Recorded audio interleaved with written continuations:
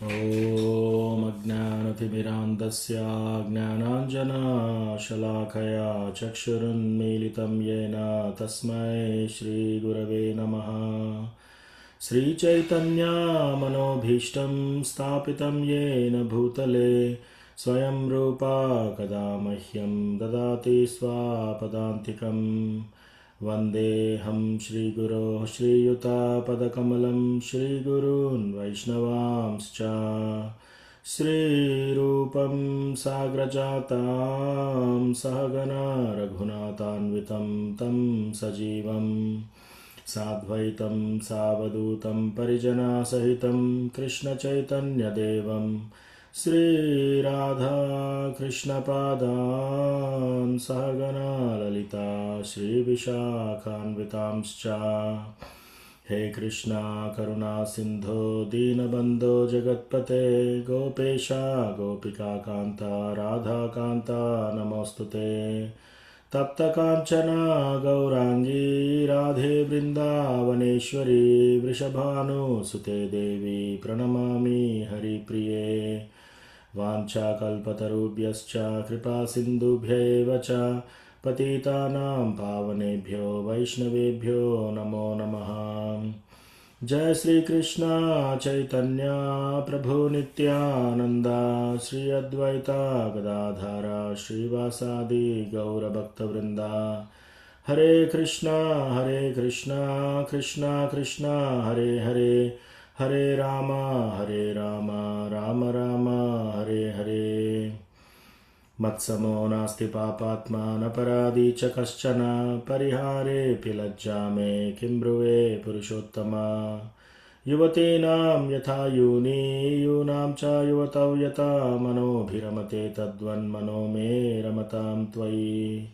भूमौ स्खलितपादानां भूमिरेवावलम्बनं त्वयि जाता परादानां त्वामेव शरणं प्रभो।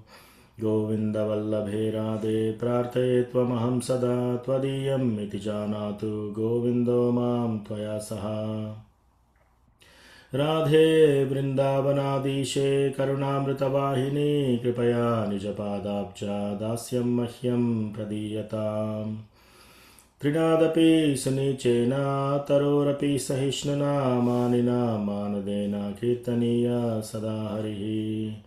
कथञ्चन स्मृते यस्मिन् दुष्करं सुकरं भवेत् विस्मृते विपरीतं स्यात् श्रीचैतन्यं नमामि तम्। संसारदुःखजलधौ प्रतितस्य कामा क्रोधादिनक्रमकरे कबलीकृतस्य दुर्वासना निगडितस्य निराश्रयस्य चैतन्यचन्द्र मम देहि पदावलम्बम्। चैतन्यचन्द्र मम देहि पदावलम्बम्। हरे कृष्णा। तुलसी माता जी हरे कृष्णा प्रभु जी, प्रणाम प्रभु जी। हरे दंडवत प्रणाम। हरे कृष्णा प्रभु दंडवत प्रणाम। सुरेश दंडवत प्रणाम। हरे कृष्णा। हरे कृष्ण प्रभु जी, प्रणमामि। दंडवत प्रणाम माता जी। हरे कृष्णा।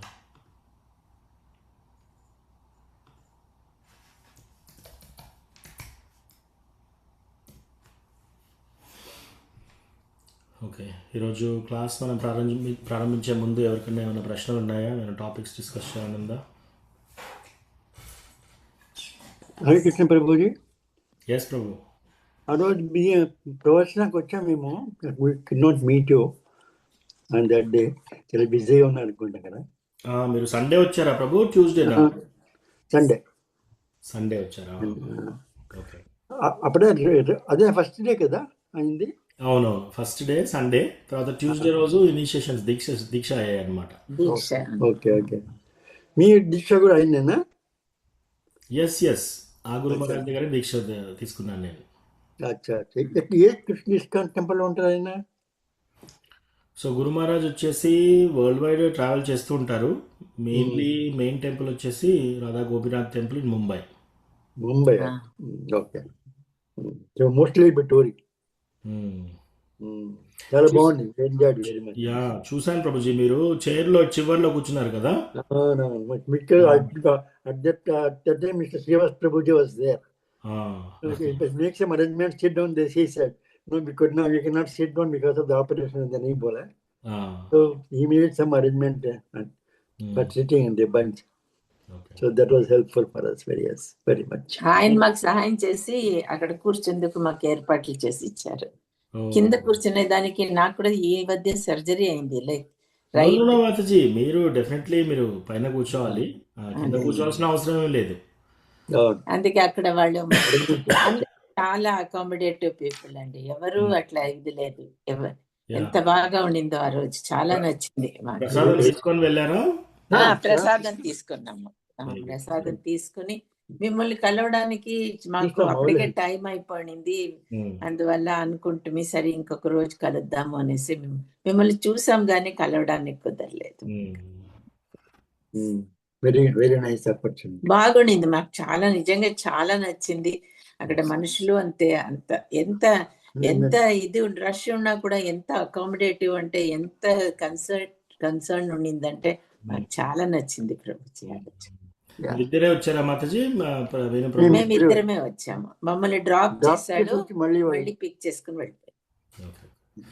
ఎవ్రీ సండే ఉంటుంది ప్రోగ్రామ్, మీరు సండేస్ కూడా రావచ్చు. Okay. We'll try. Will try Prabhuji. మాకు నచ్చుతుంది కానీ ఎలానో ఏమో ఒకసారి కుదరదు, అందువల్ల ఇంట్లో పరిస్థితుల వల్ల. Okay okay Mataji. Okay. Thank you.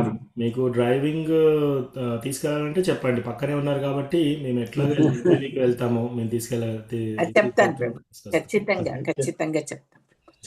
సుకోమల Satyavathi Mataji దండోత్ Pranam. Hare Krishna. Hare Krishna Prabhuji. Hare Krishna Prabhuji, దండ ప్రణాం ప్రభుజీ. దండోత్ ప్రణామ్. ఓకే, ఎవరికన్నా ఏమైనా టాపిక్స్ ఉన్నాయా? ఇంకా ఈరోజు క్లాస్ ప్రారంభిద్దామా? భగవద్గీత.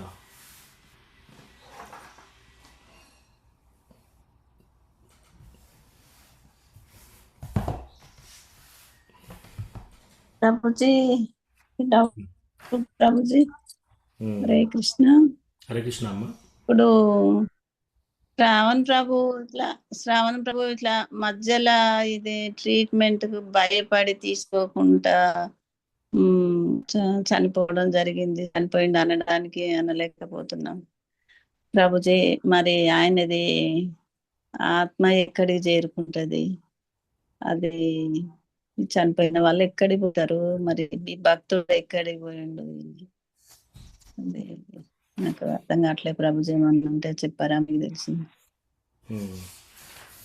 సో చాలా బాధాకరమైన విషయము మనకి. భగవద్గీత చదువుకుంటున్నప్పుడు మనము ఈ దేహం కాదు, శరీరం కాదు, మనం ఆత్మ అని తెలిసినా కూడా, ఎస్పెషల్లీ వైష్ణవాస్ దూరం అయినప్పుడు మనకు చాలా చాలా దుఃఖం అనిపిస్తుంది. ఇంకా మామూలు కంటే ఎక్కువగా బాధ అవుతుంది. ఎందుకంటే వీళ్ళందరూ డివోటీస్, వైష్ణవులు కాబట్టి మన వైష్ణవుల మధ్యలో పరస్పరంగా చాలా ప్రేమ, అనురాగం, బంధాలు ఉంటాయన్నమాట. అది ఉండాలి కూడా. సో యాక్చువల్లీ మనకి ఏదైనా సరే, మనకి ఎటువంటి పరిస్థితిలోనైనా సరే, మనము మన యొక్క ఆరోగ్యాన్ని కాపాడుకోవడం కోసం మనం అన్ని విధాలుగా ప్రయత్నం చేయాలి. కొన్నిసార్లు మనం అన్ని విధాలుగా ప్రయత్నం చేసినా కూడా మన చేతిలో ఉండదు. సో శ్రావణ్ ప్రభు యొక్క లాస్ మనందరికీ చాలా చాలా ఇబ్బందిగానే ఉంది. కానీ ఒకటి అర్థం చేసుకోవాలి, ఏంటది, మనకి ఇప్పుడు ధ్యాన యోగా ఈ చాప్టర్లోనే మనం చివరికి వెళ్తూ ఉంటే కొన్ని శ్లోకాలలో అర్జునుడు అడుగుతాడనమాట, ఓకే మరి ఈ భక్తి చేసిన వాళ్ళు పరిపూర్ణంగా భక్తి చేయకపోతే ఇంకా వాళ్ళ పరిస్థితి ఏంటి, వాళ్ళ యొక్క గమ్యం ఏంటి, వాళ్ళు ఎక్కడికి చేరుకుంటారు? సేమ్ ప్రశ్న అమ్మను అడిగినట్టే అర్జున అడిగాడనమాట. సో కృష్ణ ఏమంటాడంటే, శుచీనాం శ్రీమతాం గేహే.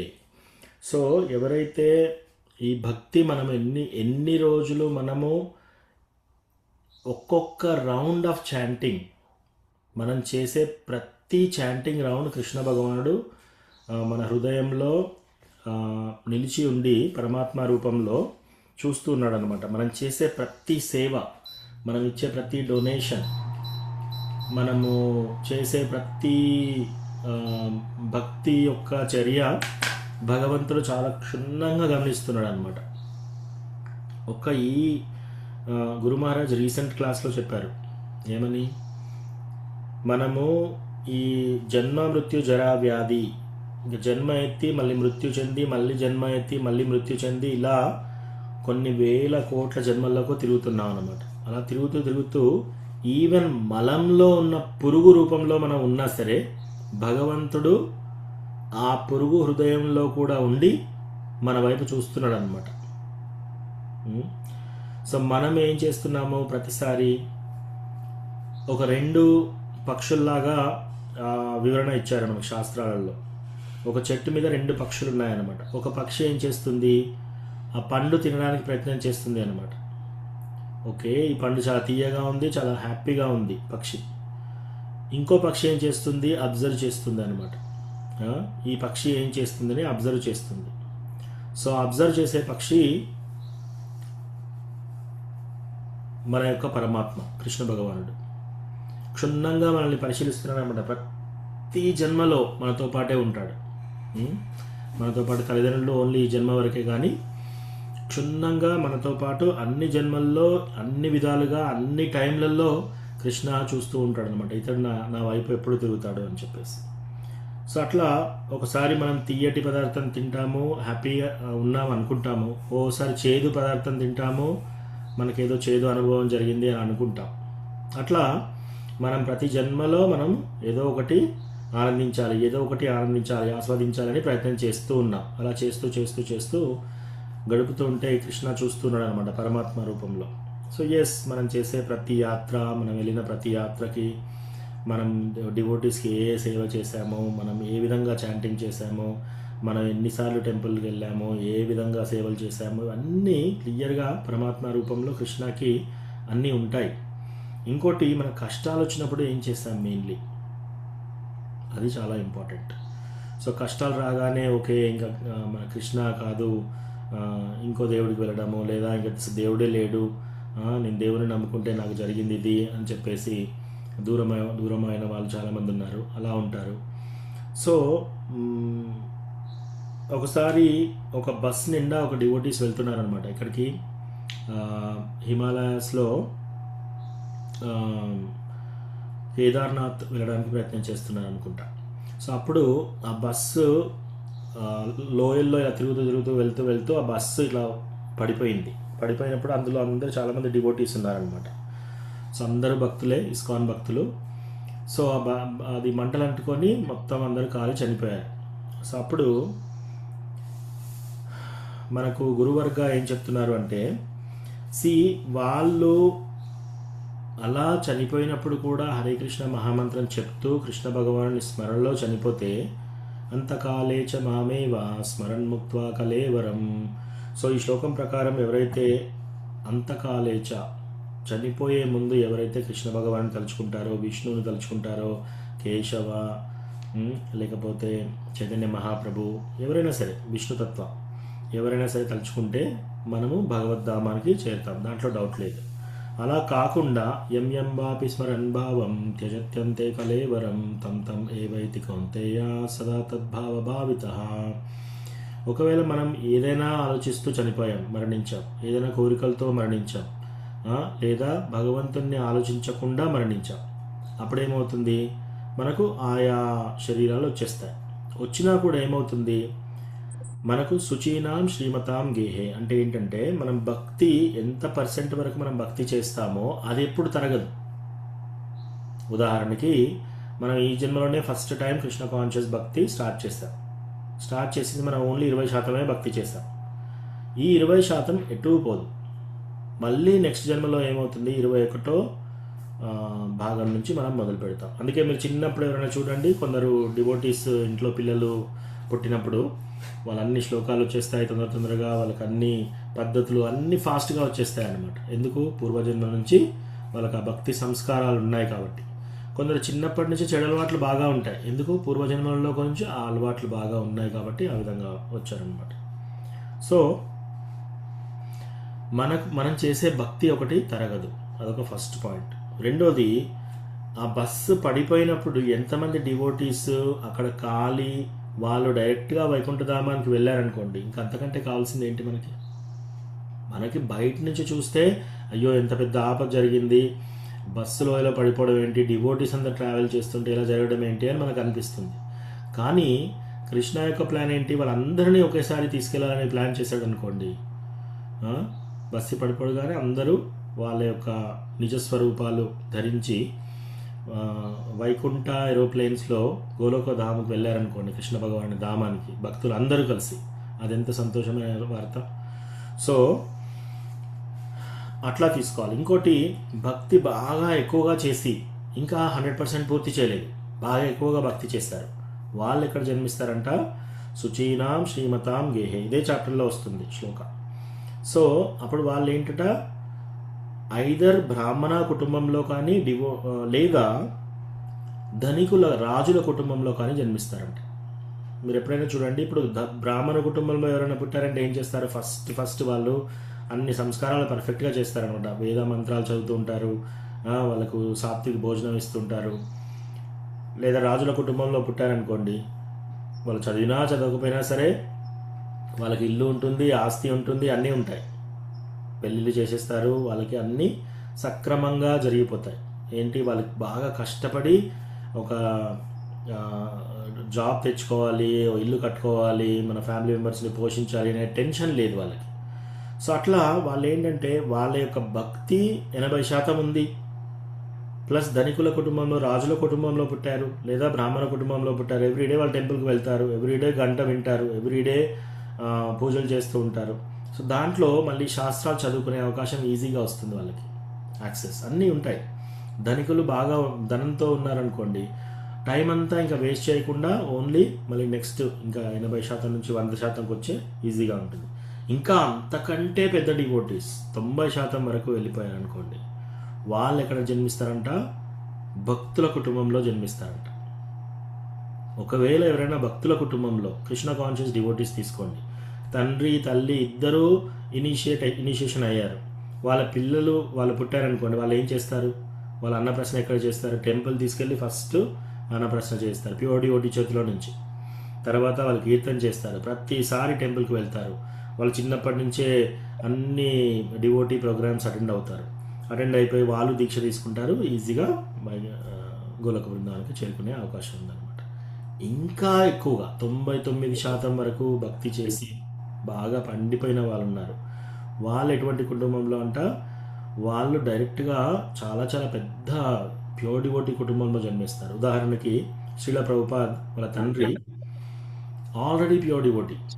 సో ఆయన ఏం చేస్తున్నాడు, అందరి సాధువులను పిలిచి వాళ్ళకి భోజనాలు పెట్టేసి వాళ్ళందరినీ అడిగేవాడు అనమాట, మా యొక్క కొడుకు అయిన ఇతనికి రాధారాణి యొక్క బ్లెస్సింగ్స్ ఉండేటట్టు దీవించండి అని. సో ఒక ఆచార్య అయిపోయాడు అక్కడ ఆ కుటుంబంలో జన్మించి. సో అట్లా అనమాట. సో ఇప్పుడు మనకు ఎక్స్టర్నల్గా మనం చూస్తే ఎస్, ఆ ఫ్యామిలీ మెంబర్స్ మనం మంచి డివోటీని కోల్పోయాము, మనకి బాధ ఉంటుంది. కానీ ఇంటర్నల్గా చూస్తే కృష్ణ డెఫినెట్గా ఇంకో లైఫ్ దగ్గరగా ఇచ్చే అవకాశం ఉంటుంది. లేదా లాస్ట్ మూమెంట్లో కృష్ణాన్ని తలుచుకుంటూ మరణిస్తే డైరెక్ట్గా గోలోక బృందావనికి వెళ్ళిపోతారు. మనందరి గమ్యం ఏంటి ఫైనల్గా, మన లాస్ట్కి మన యొక్క గోల్ ఏంటి, మన యొక్క చివరి అంతిమ కోరిక ఏంటి? అన్మ్యూట్ చేసి చెప్పండి ఎవరైనా. గోలోకం చేరుకోవాలి, అదే మన అంతిమ కోరిక, అంతిమ లక్ష్యం. సో అది కొందరికి తొందరగా వచ్చిందనుకోండి, ఇంకా అది సంతోషమైన వార్తే. సో ఎస్, కానీ ఇంపార్టెంట్ థింగ్ ఏంటంటే మనము చక్కగా భక్తి కరెక్ట్గా చేస్తూ ఉండాలి. రెండోది, చనిపోయే టైంలో ఎంత బాధలో ఉన్నా, ఎంత కష్టాలు ఉన్నా, ఎంత నొప్పిలో ఉన్నా కూడా కృష్ణాన్ని తలుచుకోవాలి. ఇది మాత్రం కండిషన్. అది ఎప్పుడు పాసిబుల్ అవుతుంది, మనం జన్మాంతం, మనము ఈ జీవితాంతం మనము చాంటింగ్ చేస్తూ, మనము ప్రతిరోజు టెంపుల్కి వెళ్ళి మన యొక్క ప్రేమ అంతా డివోటీస్ ప్లస్ కృష్ణ భగవానుని పట్ల ఉంటే అప్పుడు మనం ఆటోమేటిక్గా భక్తి కార్యక్రమాలు లేదా కృష్ణ అందరి చుట్టూ కీర్తన చేస్తూ మనం మరణించినప్పుడు ఏమవుతుంది, మనకు అక్కడికి వెళ్ళే ఛాన్స్ దొరుకుతుంది అనమాట. అలా కాకుండా సరే కొన్ని సంవత్సరాలు మనం సీరియస్గా భక్తి చేసి ఆ తర్వాత చేయకపోయినా సరే 10% 20% ఎంతవరకైనా సరే అది ఎప్పుడు తరిగిపోదు. డెఫినెట్గా మళ్ళీ దానికి తగినట్టుగా మళ్ళీ వాళ్ళకు డెఫినెట్లీ మానవ జన్మే వస్తుంది డైరెక్ట్గా వచ్చి ఇంకా భక్తిలో నెక్స్ట్ వాళ్ళ యొక్క నెక్స్ట్ పేజ్ నెక్స్ట్ చాప్టర్లోకి వెళ్ళే అవకాశం వస్తుంది అనమాట. సో డివోటీకి ఏ విధంగా చూసినా సరే లాస్ ఏమీ లేదు. కాకపోతే మనము మంచి డివోటీని కోల్పోయాము, మంచి వైష్ణవాన్ని కోల్పోయాము, ఆ బాధ మనకు ఎప్పుడు ఉంటుంది. సో మనమందరం కూడా ప్రేయర్ చేసి కృష్ణ భగవానునికి ఇటువంటి మంచి డివోటీ దగ్గర అవ్వాలని చెప్పేసి మనం ప్రేయర్ చేయాలన్నమాట. సో మనందరం కలిసి ప్రేయర్ చేద్దాం. శ్రావణ్ ప్రభు కృష్ణకి చైతన్య మహాప్రభుకి సమ్మతమైతే శ్రావణ్ ప్రభుని తన యొక్క ఎక్కడున్నా సరే తొందరగా కృష్ణ భగవానుని చరణాల దగ్గరికి తొందరగా తీసుకొని వెళ్ళి అతనికి కృష్ణ భగవానునికి దగ్గర ఎలా అవకాశం ఇవ్వమని చెప్పేసి మనం ప్రే చేద్దాం. అదేవిధంగా వాళ్ళ ఫ్యామిలీ మెంబర్స్కి, మాతాజీస్కి, వాళ్ళ పిల్లలకి, వాళ్ళ తల్లిదండ్రులకి, ఇంకా వాళ్ళ బంధువులందరికీ కూడా ఈ యొక్క లాస్, ఈ యొక్క ప్రాబ్లం నుంచి వాళ్ళు తట్టుకునే శక్తి వాళ్ళకి ఇవ్వాలని చెప్పేసి మనం చైతన్య మహాప్రభు ప్రే చేద్దాం. ఎవరైనా ఈ యొక్క ప్రేయర్తో ఏకీభవిస్తే అన్మ్యూట్ చేసి హరే కృష్ణ అని చెప్పండి. హరే కృష్ణ. హరే కృష్ణ. కృష్ణ హరే కృష్ణ కృష్ణ కృష్ణ హరే హరే హరే రామ హరే రామ రామ రామ హరే కృష్ణ. హరే హరే.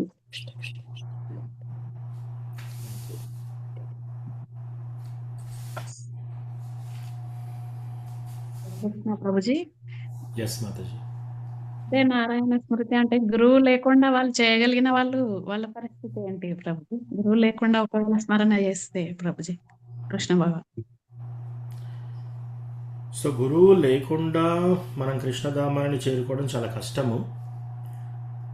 కానీ హరే కృష్ణ మహామంత్రం జపం చేస్తున్నారు కాబట్టి ఆ యొక్క ఇంపాక్ట్ డెఫినెట్గా ఉంటుంది, వాళ్ళకి మంచి ఇంపాక్ట్.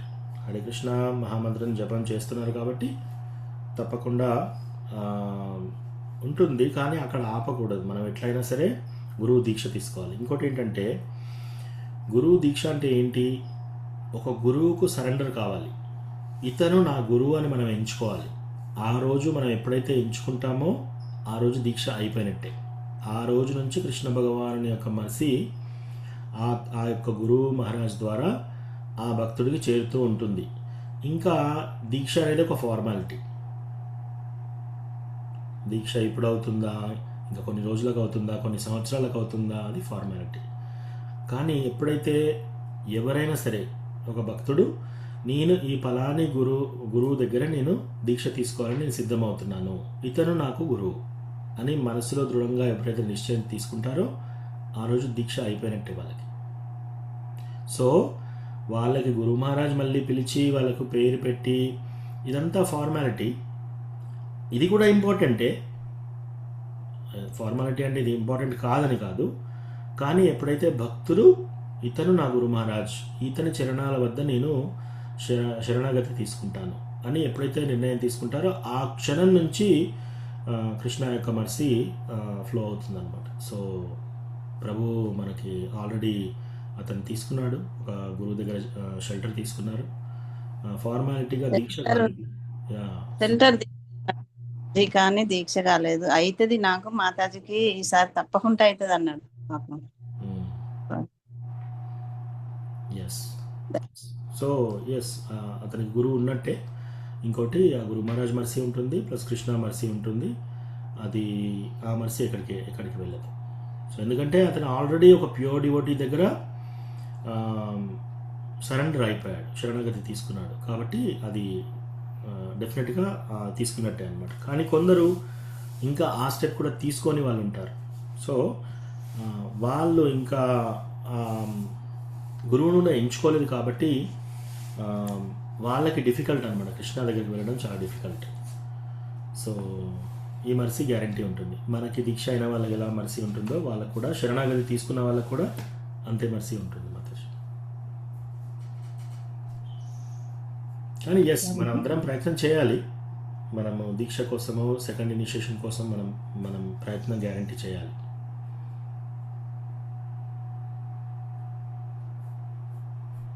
ప్రభుజీ, శ్రవణ్ ప్రభు చనిపోయినాక వాళ్ళు మన భక్తులు పాటించే విధులు పాటించకుండా వేరే చేస్తున్నారు కదా ప్రభుజీ. అట్లా చేసినప్పుడు అది వాళ్ళకేమన్నా ఉంటుందా ప్రభుజీ అట్లా? సో ఒకటి మాతాజీ, ఇప్పుడు మన డివోటీ మరణించిన తర్వాత ఇంకా వాళ్ళు వేరే వేరే ఫార్మాలిటీస్ ఏం చేస్తున్నారా? కొన్ని కేసెస్లో ఇక్కడ కొందరు, నేను ఇక్కడ ఒక భక్తుల గురించి చెప్తున్నాను అనమాట స్టోరీ. నిజం, ఇది ట్రూ స్టోరీ, నిజంగా జరిగింది. సో ఒక డివోటీ ఉన్నారు, అతను చాలా మంచి డివోటీ. అతను పాడుతుంటే అసలు మన కళ్ళలో నుంచి నీళ్ళు వస్తాయి, అంత చక్కగా పాడేవాడు అనమాట కీర్తన. సో అతనికి చిన్న పాప ఉంది. అందరూ డివోటీస్ కలిసి అవుటింగ్ లాగా వెళ్ళారు. తర్వాత వచ్చిన తర్వాత జ్వరం వచ్చేసింది. ఆ డివోటీని, పాపని హాస్పిటల్లో అడ్మిట్ చేశారు. జ్వరం బాగా వెళ్ళిపోయింది అనమాట. 106, 108 వరకు వెళ్ళిపోయి లాస్ట్కి కోమాలోకి వెళ్ళిపోయి ఇంకా మాస్క్ పెట్టేసి ఇంకా ఆమె బ్రెయిన్ డెడ్ అయిపోయింది అని చెప్పారు. ఆ తర్వాత ఇంకా ఆ డివోటీ మరణించారు, పాప. సో ఆ తర్వాత వాళ్ళిద్దరూ ఇనిషియేటెడ్ డివోటీస్, కానీ వాళ్ళు చాంటింగ్ ఆపేశారు, వేరే పూజలు చేయడం మొదలుపెట్టారు, అన్నీ ట్రై చేశారు. సో ఇవన్నీ ఏం చేసినా కూడా గురు మహారాజాస్ చెప్పేది ఏంటంటే, ఎవరైనా భక్తిలో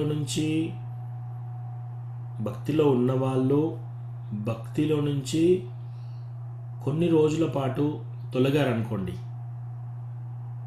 మనం వాళ్ళని చూసి వాళ్ళు చూడు పడిపోయారు భక్తిలో నుంచి అనుకోకూడదు. మనం ఏమనుకోవాలి, అంత గ్రేట్ డివోటీకే ఇటువంటి ప్రాబ్లం వచ్చినప్పుడు భక్తిలో నుంచి పక్కగా జరిగారు, నా పరిస్థితి ఏంటి?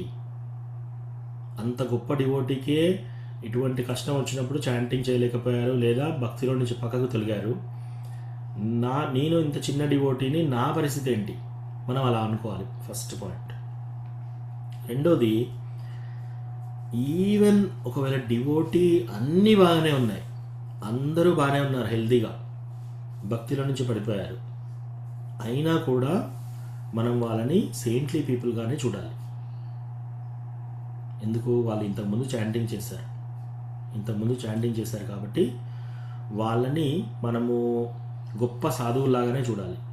వాళ్ళు డివోటీ నుంచి పడిపోయారు, ఇప్పుడు చాంటింగ్ చేయట్లేరు, వేరే పద్ధతులు పాటిస్తున్నారు అని అనుకోవడానికి లేదు అన్నమాట. రైట్? ఇవన్నీ కొంతకాలం వరకు జరిగినా సరే మళ్ళీ కృష్ణ వాళ్ళని మళ్ళీ దగ్గరికి తీసుకుంటాడు. ఎందుకు? కృష్ణ ఆల్రెడీ వాళ్ళకి ఆ భక్తి చేయడం చూశాడు కాబట్టి నమే భక్త ప్రణశ్యతి. సో ఆ శ్లోకం ప్రకారం కృష్ణ ఏం చెప్తున్నాడు? అపిచేత్ సుదురాచారో, ఒకవేళ నా డివోటీ అయ్యుండి అన్నిటికంటే దారుణమైన పని చేశాడు, ఇంకా అది చెప్పుకోలేనటువంటి పని చేశాడు సంఘంలో, అయినా కూడా సాధురేవ సమంతవ్య, అతన్ని ఒక సాధువులాగానే చూడాలంట మనం. సో ఎప్పుడు కూడా ఏ డివోటీ టెంపుల్కు కొన్ని రోజులు వచ్చేసి పడిపోయి మళ్ళీ వాళ్ళు వెళ్ళి అన్నీ ఈ 4 రెగ్యులేటివ్ ప్రిన్సిపల్స్ ఫాలో కాకుండా ఇంకా అన్నీ చేస్తున్నారు అనుకోండి, అయినా కూడా వాళ్ళని సాధువులాగా చూడాలి మనం. రైట్? సో అఫ్కోర్స్ అట్లా చేసిన వాళ్ళప్పుడు మనం వాళ్ళతో కొంచెం దూరంగా ఉండొచ్చు. వాళ్ళు ఏమన్నా దైవ దూషణ లాంటివి చేస్తుంటే మనం వాళ్ళకి దూరంగా ఉండాలి, అవన్నీ వినకూడదు. కానీ వాళ్ళను తేడాగా వ్యతిరేకంగా మనం చూడడానికి లేదనమాట. వాళ్ళని కూడా సాధువులాగా చూడాలి. అది భగవద్గీత ప్రకారం, శ్లోక ప్రకారం కృష్ణ అలా చెప్తున్నాడు అనమాట. సో ఎస్, ఒకసారి ఎవరైనా డివోటీ చాంటింగ్ చేయడం మొదలుపెట్టారంటే అది ఎన్ని కోట్ల జన్మల తర్వాత ఎంత అనుగ్రహం ఉంటే ఈ యొక్క ప్లాట్ఫామ్కి రాగలుగుతారో. చాలా అరుదైన ప్లాట్ఫామ్ అనమాట. సో ఆ ప్లాట్ఫామ్కి వచ్చారు అంటే గ్రేటే. ఇంకా వాళ్ళ ఫ్యామిలీ మెంబర్స్ ఒకవేళ ఇవి పాటించకుండా వేరే పూజారులను పిలిచేసి వేరే పద్ధతుల ద్వారా అవన్నీ అంత్యక్రియలు ఇవన్నీ చేస్తున్నారంటే ఇంకా అది వాళ్ళ ఫ్యామిలీ ట్రెడిషన్ ప్రకారం వాళ్ళు చేస్తున్నారు. కానీ భగవంతుని యొక్క భక్తులు చేరే గమ్యాన్ని కృష్ణ చూసుకుంటాడు అనమాట. సో కృష్ణ ప్రకారం వాళ్ళ గమ్యం ఏంటో అది అక్కడ డిసైడ్ అయిపోతుంది. ఈవెన్ డివోటీ కూడా బ్రతికున్నప్పుడు భక్తిలో నుంచి పక్కకు పడిపోయినా సరే వాళ్ళను కూడా మనం సాధువులాగా చూడాలి. వాళ్ళపైన కూడా కృష్ణ భగవాను యొక్క కరుణ ఉంటుంది. ఈవెన్ ఏథిస్ట్స్, ఈవెన్ రాక్షసులకు కూడా, హిరణ్యకశిపు, హిరణ్యాక్ష, రావణుడు, ఇటువంటి వాళ్ళకు సైతము వాళ్ళ బలము, వాళ్ళ యొక్క శక్తి అవన్నీ కూడా కృష్ణ నుంచే వస్తున్నాయి. అది మనం గమనించాలి.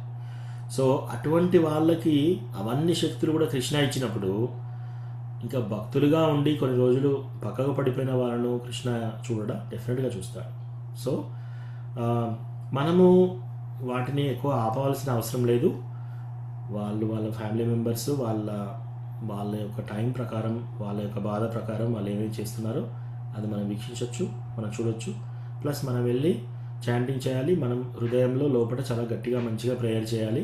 వైష్ణవులందరూ ప్రేయర్ చేసేసి తద్వారా కృష్ణ భగవానుడు ఆ డివోటీస్ని కంపల్సరీ నెక్స్ట్ లైఫ్లో ఇంకా దగ్గరగా అయ్యేటట్టు, ఇంకా భక్తుల సాంగత్యంలో ఉండేటట్టు అలా ఇస్తాడనమాట. ఒకటి ఏంటంటే భక్తుల నుంచి అపరాధం చేయకూడదు అనమాట. ఎవరైనా వైష్ణవ అపరాధాలు చేస్తూ ఉంటే వాళ్ళకి మనం చాలా దూరంగా ఉండాలి. వాళ్ళ పరిస్థితి కొంచెం దారుణంగా ఉంటుంది, వాళ్ళకు వచ్చే కష్టాలు దారుణంగా ఉంటాయి. అన్లెస్ వాళ్ళు ఫర్గివ్నెస్ అడిగేంత వరకు అలా చేయకుండా ఇంకా వాళ్ళు ఏమేమి పద్ధతులు ఫాలో అయినా కూడా మనం దాంట్లో అది వాళ్ళ ఇష్టం, మనం దాన్ని వేరే విధంగా కూడా చూడవలసిన అవసరం లేదు. ఓకేనా మాతాజీ?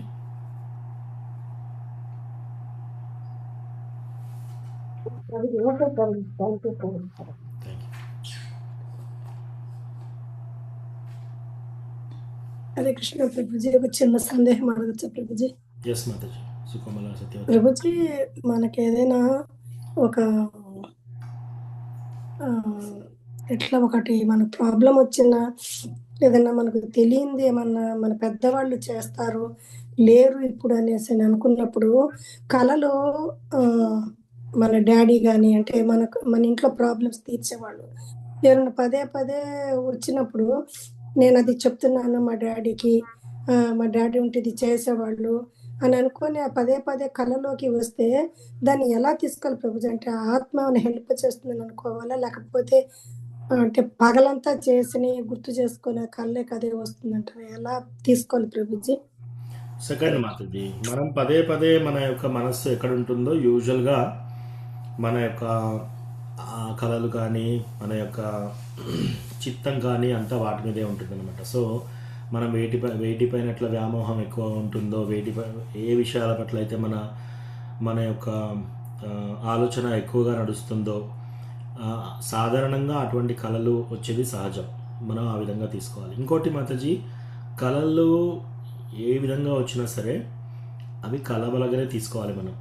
దాంతో మనకి ఏదో మెసేజ్ వస్తుంది, మన పూర్వీకులు ఈ విధంగా చెప్తున్నారు అని అవన్నీ చేయవలసిన అవసరం ఏమీ లేదు.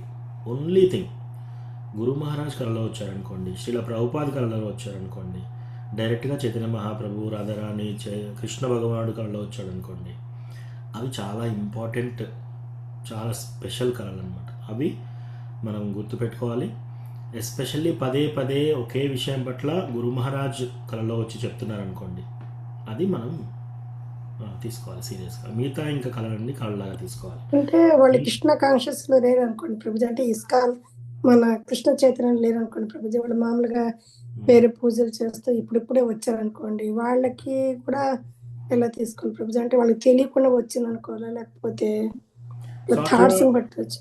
ఎస్, వాళ్ళు దేనిపైన అయితే వాళ్ళ చింతన ఎక్కువగా ఉంటుందో, రోజంతా ఏం ఆలోచిస్తున్నారు, నెలంతా ఏం ఆలోచిస్తున్నారు, సంవత్సరం అంతా ఎలా ఆలోచిస్తున్నారు, అవే కళలు వస్తాయి వాళ్ళకి. సో అట్లా వచ్చిన కళలు వాళ్ళ యొక్క ఆలోచన బట్టి ఆ కళలు వస్తున్నాయి. సో దాన్ని ఆ విధంగా తీసుకోవాలి. అంతకంటే మించి ఇంకా దాన్ని విశ్లేషించవలసిన అవసరం అయితే లేదు మాతాజీ. Thank you Prabhuji. ఏ భక్తులు కాని వాళ్ళకి. యా, దేవి దేవతలను చాలా భక్తిగా చేస్తారు వాళ్ళు. అంటే ఇప్పుడిప్పుడే వీళ్ళు కృష్ణ జపాస్ అవి టెంపుల్కి వెళ్ళాలి చేస్తున్నారు. అవి దేవి దేవతలు చేసిన సేపు చాలా తృప్తిగా భక్తిగా చేశాడు ఇన్ని రోజులు. అంటే ఇట్లాంటి వాళ్ళకు కూడా ఇంతే అంటారు, అంతే కదా ప్రభుజీ? ఓకే ప్రభుజీ. వాళ్ళకు కూడా వాళ్ళకు ఏ రోజంతా, నెలంతా, వారమంతా, సంవత్సరం అంతా ఏ చింతన ఉంది, ఆ చింతనతో పడుకుంటున్నారు వాళ్ళు. పడుకున్నప్పుడు అవే కళలు వస్తాయి. సో వాటిని ఆ విధంగా తీసుకోవాలంటే వాళ్ళ యొక్క చిత్తం, వాళ్ళ యొక్క కాన్షియస్నెస్ అంతా వీటిపైన ఉంది కాబట్టి అటువంటి కళలు వస్తున్నాయి. సపోజ్ ఎవరికైనా తండ్రి కళలో వస్తున్నాడు అనుకోండి, ఎందుకు తండ్రి మీద అటాచ్మెంట్ ఉంది, తండ్రి మీద సంగత్వం ఉంది కాబట్టి ఆ తండ్రి కళలో రావడము అది సహజం. సో దాన్ని మనం ఆ విధంగా తీసుకోవాలి, ఎందుకంటే వాళ్ళ యొక్క అటాచ్మెంట్స్ ఎక్కడున్నాయో అవే వస్తున్నాయి కళలో. సో దాన్ని మనము ఓకే ఇట్లా మన తండ్రి వచ్చి ఈ విధంగా చేయమని చెప్తున్నాడు, మనం ఈ విధంగా చేయాలి అనేది రూల్ అనేది ఏం లేదు అక్కడ. దాన్ని మనం ఇంకా విశ్లేషించవలసిన, ఆ కళను విశ్లేషించి అంత సీరియస్గా తీసుకోవాల్సిన అవసరం కూడా ఏమీ లేదు. ఎందుకంటే రోజంతా మనం ఏం బాధపడుతూ ఆలోచిస్తూ పడుకుంటామో మనం యూజువల్గా లేచినప్పుడు మళ్ళీ అది ఆలోచిస్తాం, రైట్? నిద్రలో కూడా అవే కళలు వస్తాయి. కాబట్టి అవి అంత పట్టించుకోవాల్సిన అవసరం లేదు. కానీ డివోటీస్కి ఎస్పెషల్లీ గురు మహారాజ్ కానీ, ప్రభుపాద్ కానీ, మన యొక్క ఆచార్యులు కానీ, డైరెక్ట్ నిత్యానంద ప్రభు, చైతన్య మహాప్రభు, రాధాకృష్ణ, వీళ్ళు ఎవరైనా డ్రీమ్స్లో కళల్లో వచ్చి అట్లా వచ్చిన కళలు చాలా విశేషమైన కళలు, అవి మనము గుర్తుపెట్టుకోవాలి. ఇంకా పదే 2-3 సార్లు ఒకటే విషయంలో వస్తున్నాయి, ఈ గురు మహారాజ్ వస్తున్నారు, ఇట్లా వచ్చింది అంటే గురు మహారాజ్ ఏమేమి చెప్తున్నారో అది మనం పాటించాలి. కానీ అది కూడా గురు శాస్త్ర సాధు, గురు సాధు శాస్త్ర ఈ మూడిట్లో ఆమోదంగా ఉండాలి. ఎవరైనా సీనియర్ డివోటీకి ఇట్లా కళ వచ్చింది నాకు, నేనేం చేయాలని చెప్తే వాళ్ళు గైడ్ చేస్తారు. అటువంటి కళలు మాత్రం డెఫినెట్లీ ఇంపార్టెంట్, గురు మహారాజ్ వచ్చే కళలు. అంటే జగన్నాథ్ వస్తారు ప్రభుజీ, నాకైతే అలా రావచ్చు. అదే ఎక్కువ జగన్నాథ్ బాగా వస్తుంటారు మామూలుగా. అది మంచిదే మాతాజీ. హరే కృష్ణ ప్రభుజీ, దండవత్ ప్రణామ్. దండవత్ ప్రణామ్ అశోక్ ప్రభు.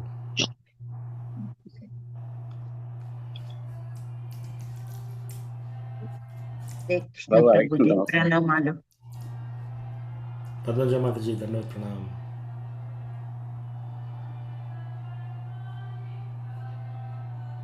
హరే కృష్ణ ప్రభు. ఎస్ ప్రభు. విజయ రఘునాథ్ ప్రభు, తర్వాత మళ్ళీ మాతాజీ. ప్రభు, ఇది ఆత్మలను ఫిక్స్డ్ అని ఇన్ని ఉంటాయి ప్రభు, లేకుంటే క్రియేటివ్ అవుతా ఉంటాయి ప్రభు? ఇప్పుడు ఒక 1 crore ఫర్ ఎగ్జాంపుల్ 1 crore ఉన్నాయి అనుకోండి, మళ్ళీ ఇంకా క్రియేటివ్ అవుతా ఉంటాయి. ఇప్పుడు కొన్ని శుద్ధ భక్తుల ఆత్మలన్నీ అంటే భగవంతుని గోలోకానికి వెళ్తాయి కదా, మళ్ళీ అంటే అవి తగ్గుతుంటాయో మళ్ళీ క్రియేట్ అవుతా ఉంటాయి ప్రభు? I see. సో మనకి ప్రశ్న ఏంటి అంటే, ఆత్మలు అనేది ఎన్ని ఇంకా ఎక్కువగా అవుతుంటాయా, లేకపోతే తగ్గుతూ వస్తాయా? ఆత్మకి ఛేదన ఉండదు ప్రభుజీ. ఆత్మను ఎవ్వరూ సృష్టించలేదు, ఆత్మ ఎప్పుడు జన్మించలేదు, ఆత్మను ఎవరు నాశనం చేయలేరు. సో ఎన్ని ఆత్మలు ఉన్నాయి? కౌంట్లెస్, మనం కొలవలేనన్ని ఆత్మలు ఉన్నాయి. సో ఆత్మకు జన్మ అంటూ లేదు, మృత్యు అంటూ లేదు. ఆత్మను సృష్టించడం అనేది జరగదు, ఆత్మకు నాశనం అనేది లేదు, అకార్డింగ్ టు భగవద్గీత. సో ఎప్పుడైతే ఈ ఆత్మ జీవేరే స్వరూపాయి నిత్యర కృష్ణదాస్ అలా తెలుసుకుంటే వైకుంఠాలు ఉంటారు. అలా తెలుసుకోకుండా నేనే ఎంజాయ్ చేయాలి అనే ఆత్మ అనుకుంటే ఈ భూలోకంలో, ఈ యొక్క ప్రాపంచిక లైఫ్లోకి వస్తారనమాట. సో సపోజ్ 100 మంది డివోటీస్ గోలోక బృందావనానికి చేరుకున్నారు. సో మళ్ళీ ఇంక కొత్త 100 మందిని ఇక్కడికి పంపించారు, అలా కాదు. ఒక్కసారి అక్కడికి వెళ్ళిన వాళ్ళు మళ్ళీ ఇక్కడికి రారు. అకార్డింగ్ టు భగవద్గీత 15వ చాప్టర్ ప్రకారం తద్ధామ పరమం మమ, ఒకసారి ఆ ధామానికి వెళ్ళినాక మళ్ళీ వెనక్కి రారనమాట. సో మనకు ఎన్ని కోరికలు ఉన్నంత వరకు మనము ఈ యొక్క ప్రాపంచిక లైఫ్లో తిరుగుతూ ఉంటాం అన్నమాట. మనకి కోరికలు ఉన్నంత వరకు, ఏది భౌతిక కోరికలు. సపోజ్ మన కోరిక ఏంటి? జన్మకు మనము కృష్ణ భగవాని యొక్క శుద్ధ భక్తుడైన మన యొక్క గురు మహారాజ్ సేవకి నేను ఇప్పుడు జన్మలకి మళ్ళీ వచ్చి ఆ గురు మహారాజ్ సేవ చేసుకుంటాను అనుకున్నాను అనుకోండి, అది మంచి కోరిక, అది ఆధ్యాత్మిక కోరిక. సో అటువంటి కోరిక నో ప్రాబ్లం. సో అట్లా మనం ఎన్ని జన్మలైనా ఎత్తొచ్చు, గురు మహారాజ్ సేవ చేయొచ్చు. మనం ఇక్కడ ఉన్నా కృష్ణని తలుచుకుంటాం, చాంటింగ్ చేస్తాం, అక్కడికి పోయినా కృష్ణని తలుచుకుంటాం, చాంటింగ్ చేస్తాం, కృష్ణతో ఉంటాం. ఇక్కడున్నా కూడా ఏముంటుంది? కృష్ణ ఆలోచనలోనే ఉంటారు. సో ఆత్మలు కొత్తగా క్రియేట్ ఏం కావు. So count fixed Prabhuji. And Goloka Brindavanam చేరుకున్న తర్వాత మళ్ళీ ఇక్కడికి రారు యూజువల్లీ. సో కృష్ణ ఒకవేళ మళ్ళీ వాళ్ళ యొక్క ఏదైనా లీల చేసేటప్పుడు కృష్ణ యొక్క అనుచరులు కావాలన్నప్పుడు వాళ్ళందరూ గ్రూప్గా వస్తారు, లీల చేస్తారు, మళ్ళీ వెళ్తారు, అట్లా. ఓకేనా ప్రభు? ఓకే ప్రభు, థ్యాంక్ యూ ప్రభు. పవిత్ర మాతాజీ.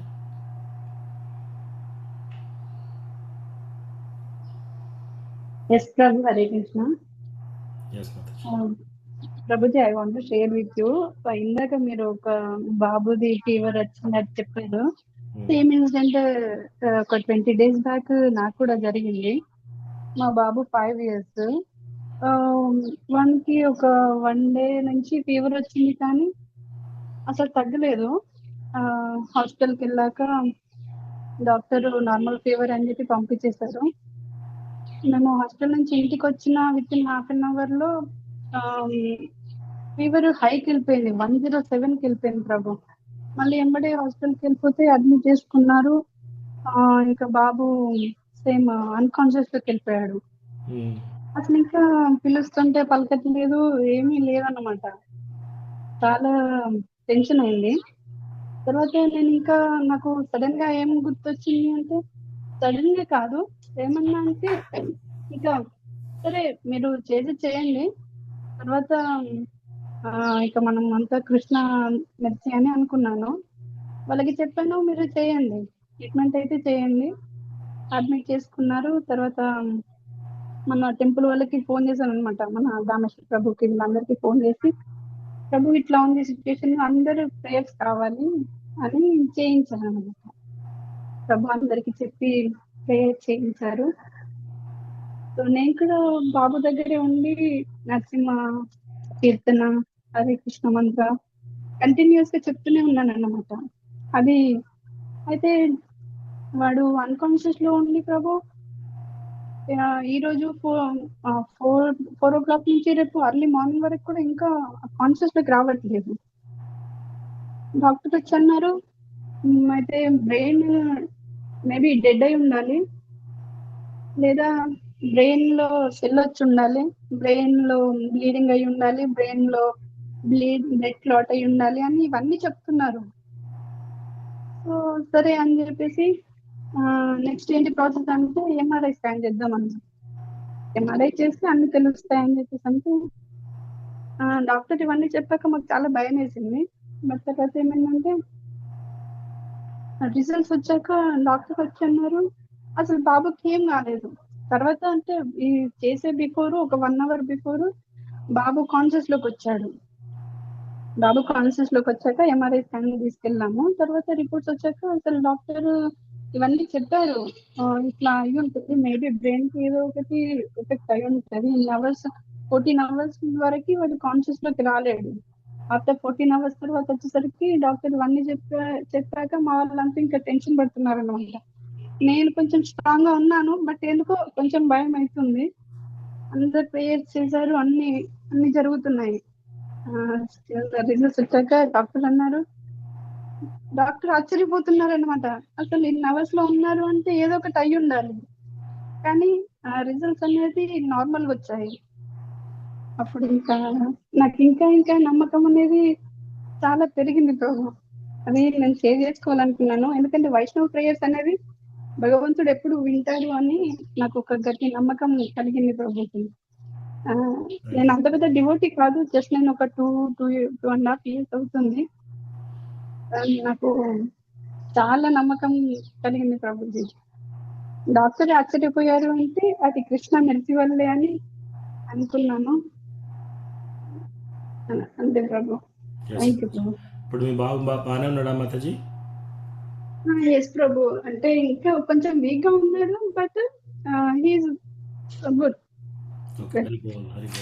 థ్యాంక్ యూ మాతాజీ షేర్ చేసినందుకు. ఎస్ మాతాజీ, ఇటువంటి సిచ్యువేషనే వాళ్ళకు కూడా ఇటువంటి సిచ్యువేషన్ అయ్యి బాగా హై ఫీవర్ వచ్చినప్పుడు బ్రెయిన్ డెడ్ అని చెప్పేసి కన్ఫర్మ్ చేసి వాళ్ళన్నీ చేశారు. డివోటీస్ అందరు ప్రేయర్ చేశారు. కొన్నిసార్లు మిరాకిల్స్ ఇలాగా పాజిటివ్గా మళ్ళీ మంచిగా వచ్చిన వాళ్ళు ఉన్నారు, కొన్నిసార్లు మళ్ళీ తిరిగి రాని వాళ్ళు ఉన్నారు. సో ఇంకా కృష్ణ యొక్క మనకన్నీ కృష్ణకి వదిలేయాలి. అయితే ఈసారి మా గురు మహారాజ్ ఒక క్లాస్లో ఏం చెప్పారంటే, టు ద డిగ్రీ ఎస్పెషల్లీ వైష్ణవాస్కి ఇది చాలా ఇంపార్టెంట్. ఒకవేళ మనం ఒక లెసన్ ఈ విషయాలలో మనం ఏ లెసన్ తీసుకోవాలి అని అంటే ఇది. సో మహారాజ్ ఏం చెప్తున్నారంటే, to the degree we have expectations on something, to that degree we will be hurt when that expectation is not fulfilled. అంటే దీని అర్థం ఏంటంటే మనకు ఏ ఏ విషయాల పట్ల ఆశ ఉంటుందో, మనకి ఎన్ని డిగ్రీల ఆశ ఉంటుందో అన్ని డిగ్రీల బాధ అవుతుంది ఎప్పుడు ఆ ఆశ మనకి దక్కనప్పుడు, మన ఆశ ఫలించినప్పుడు. సో దాని అర్థం ఏంటి?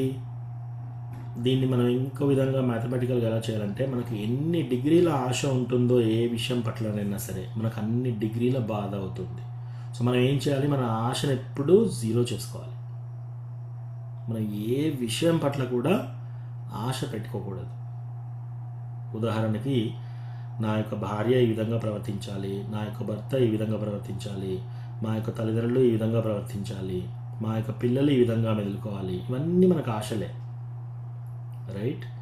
సో మన ఆరోగ్యం బాగుండాలి, ఆశనే, రైట్? మనం హాస్పిటల్కి వెళ్ళినప్పుడు వీళ్ళు ఈ విధంగా ఉండాలి, మళ్ళీ మంచిగా రావాలి, ఇది కూడా ఒక ఆశనే. సో మనం ఎన్ని డిగ్రీల ఆశ పెట్టుకుంటామో ఆ ఆశ ఫలించినప్పుడు మనం అన్ని డిగ్రీల బాధ చెందుతాం. సో మనం ఆశ లేదనుకోండి, అప్పుడు మనకి ఏమీ కాదు. సో ఇది పబ్లిక్ క్లాస్లో చెప్పారు మహారాజ్. చెప్పిన తర్వాత నేను మళ్ళీ మహారాజ్కి ఒకసారి వెళ్ళి, మహారాజ్ ఈ విధంగా మీరు చెప్పిన క్లాస్ ప్రకారంగా నాకు చాలా విషయాల పట్ల ఇది నేను అప్లై చేస్తే నాకు చాలా టెన్షన్స్ అన్ని తీరాయి మహారాజ్ అని చెప్తే, ఇంకోటి చెప్పారు మహారాజ్, వైష్ణవ అంటే ఎప్పుడు కానీ ఏదో ఒక దుర్ఘటన సంభవిస్తుంది నా జీవితంలో అనుకుంటూ బ్రతకాలంట. అలా అనుకుంటూ బ్రతికితే ఆ దుర్ఘటన జరిగింది అనుకోండి, ఏదన్నా దుర్ఘటన, ఎలాగూ దుర్ఘటన జరుగుతుంది అనుకుంటున్నాం కాబట్టి అయిపోయింది. ఒకవేళ దుర్ఘటన జరగలేదనుకోండి మన లైఫ్లో, మనం ఏం చేస్తాం? మనం భగవంతుడి కృపాపాత్రులుగా ఉంటాం, మన లైఫ్లో ఇంతవరకు ఏం దుర్ఘటన జరగలేదు అని.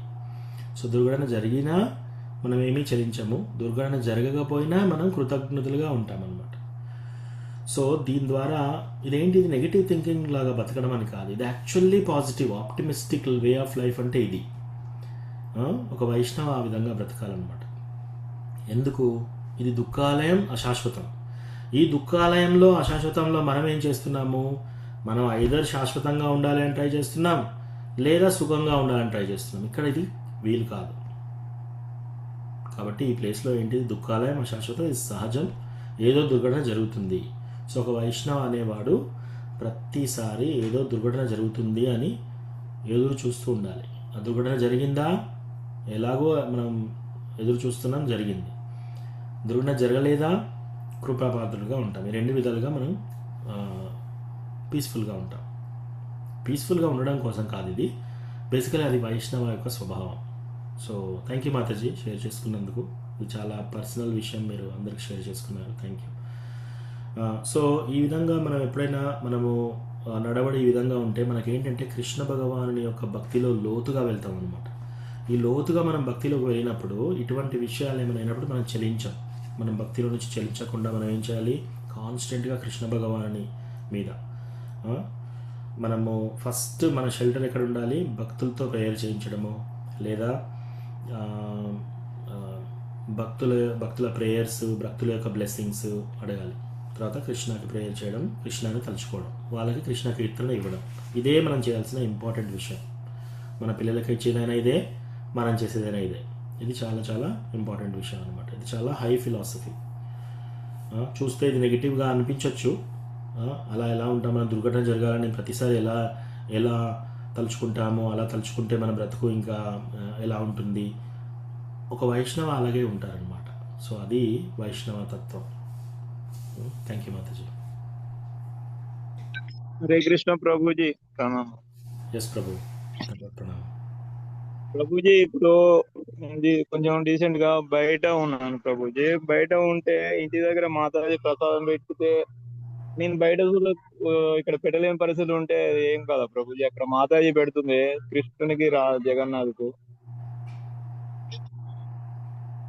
సో నాకు అర్థం కాలేదు ప్రభుజీ, మీరు బయట ఉన్నారు, ఓకే. మీరు బయట ఏంటి టిఫిన్ తీసుకెళ్లారా ఏంటది? మీరు బయట వ్యాపారానికి వచ్చాను ప్రభుజీ, నేను బిజినెస్ పరంగా. ఆ, మామూలుగా నేనే వండుకొని తింటుంటాం, కానీ ప్రసాదం అనేది దేవునికి పెట్టలేని పరిస్థితి అంటే ఇక్కడ మన కురుసాకు ఇవన్నీ దొరికాయి ఇక్కడ. ఉమ్. అయితే ఇక్కడ ఇంటి దగ్గర మాతాజీ వాళ్ళు కృష్ణునికి ప్రసాదం తయారు చేసి ప్రసాదం వాళ్ళు అక్కడ పెడతారు. అట్లా పర్లేదా ప్రభుజీ? అట్లా నేను మళ్ళీ అవును, అట్లా మీరు ఎలాగో మీరు వంట చేసుకుంటున్నారు అంటున్నారు కదా, మీరు వెళ్ళేటప్పుడే తులసి ఆకులు కొన్ని తీసుకెళ్ళండి, ఎండిపోయిన తులసి లెక్కనైనా పర్వాలేదు. ఓకే, తులసి ఆకులు తీసుకెళ్ళేసి ఒక చిన్న పటం ఉంటుంది కదా, కృష్ణ యొక్క పటం ఏదో ఒకటి ఫోటో అయినా ఉంటుంది కదా ఫోన్లో, కృష్ణ యొక్క సో ఆ ఫోటో పెట్టేసి మీరు ఆఫరింగ్ చేయొచ్చు, చేసి మీరు ప్రసాదం తీసుకోవచ్చు. ఒకవేళ మీరు బయట ఉన్నారు, ఆ ఆఫరింగ్ చేసే పరిస్థితి లేదు, తులసి కూడా లేదు చేతిలో, మీరు ప్లాన్ చేయలేదు, ఎప్పుడైనా మనం తీసుకోవాలి. ఎండిపోయిన తులసి అయినా కూడా తీసుకొని రావాలి మనం ఎక్కడికి వెళ్ళినా సరే. మనకు ముందే తెలుస్తుంది కదా, ఎప్పుడైనా హఠాత్తుగా వెళ్ళారు మీరు, ఇంకా ప్లాన్ చేయకుండా జరిగింది ఇది, అప్పుడు మీ దగ్గర తులసి ఆకులు లేవు, అప్పుడు ఏం చేయాలి? మీరు బయట భోజనం చేయాల్సి వస్తుంది. ఆనియన్ గార్లిక్ లేకుండా ఏదైనా భోజనం దొరికితే అది తీసుకొని మీరు కృష్ణని తులసి తులసి తులసి అని 3 సార్లు అని కృష్ణకి మైండ్లో ఆఫర్ చేయాలి, మనసులో ఆఫర్ చేసేసుకొని తినవచ్చు. కానీ కృష్ణకు ఆఫర్ చేయకుండా తినకూడదు, మనసులో ఆఫర్ చేసుకోండి.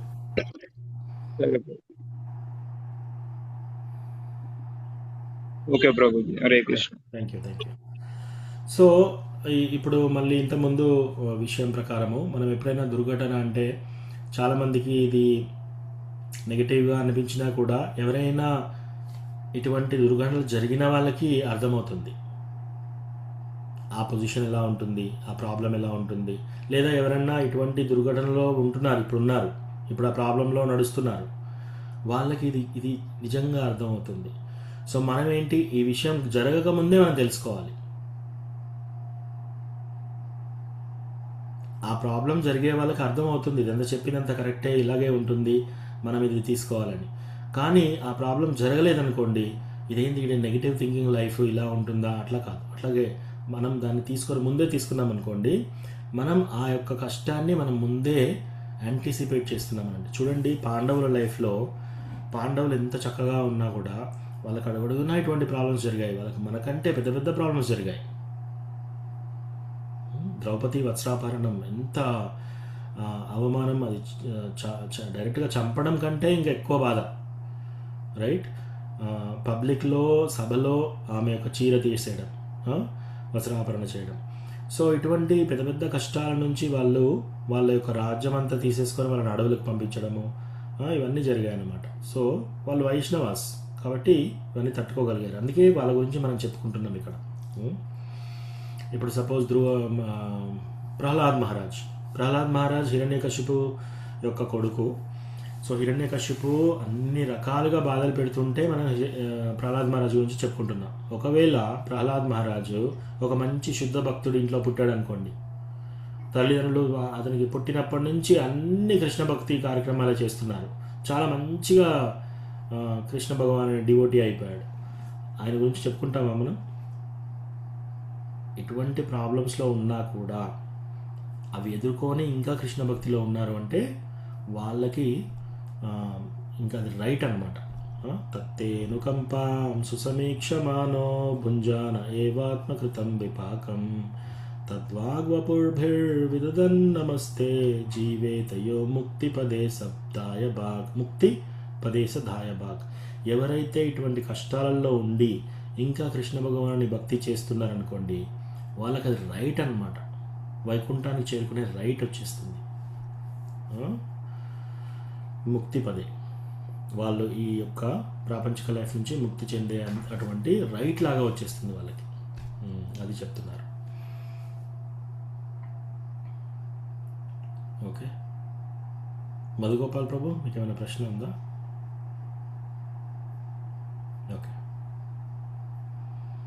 ఓకే, ఇంకేమైనా ప్రశ్న చెప్తాను రావు, తర్వాత ఏమన్నా చెప్తా. ఓకే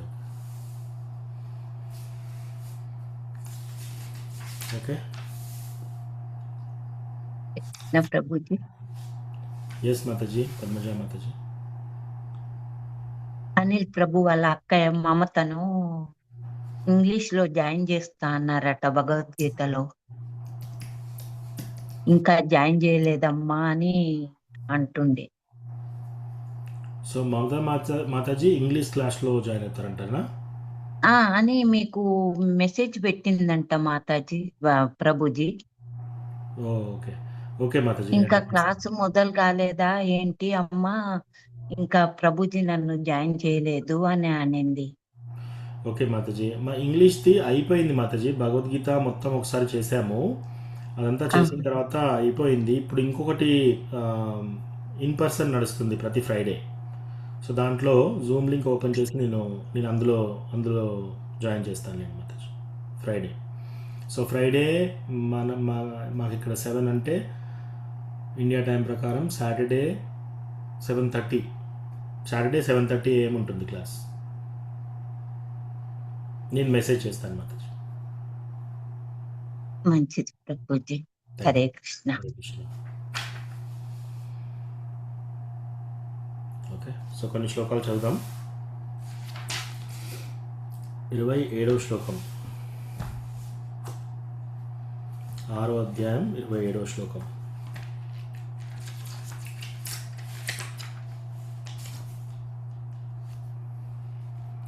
సో ఇదంతా ఇప్పుడు మనం ఏంటంటే అష్టాంగ యోగా స్టేజెస్, దాంట్లో అష్టాంగ యోగాలో స్టేజెస్ ఏమేమి ఉన్నాయో అవి చదువుతున్నాం అనమాట.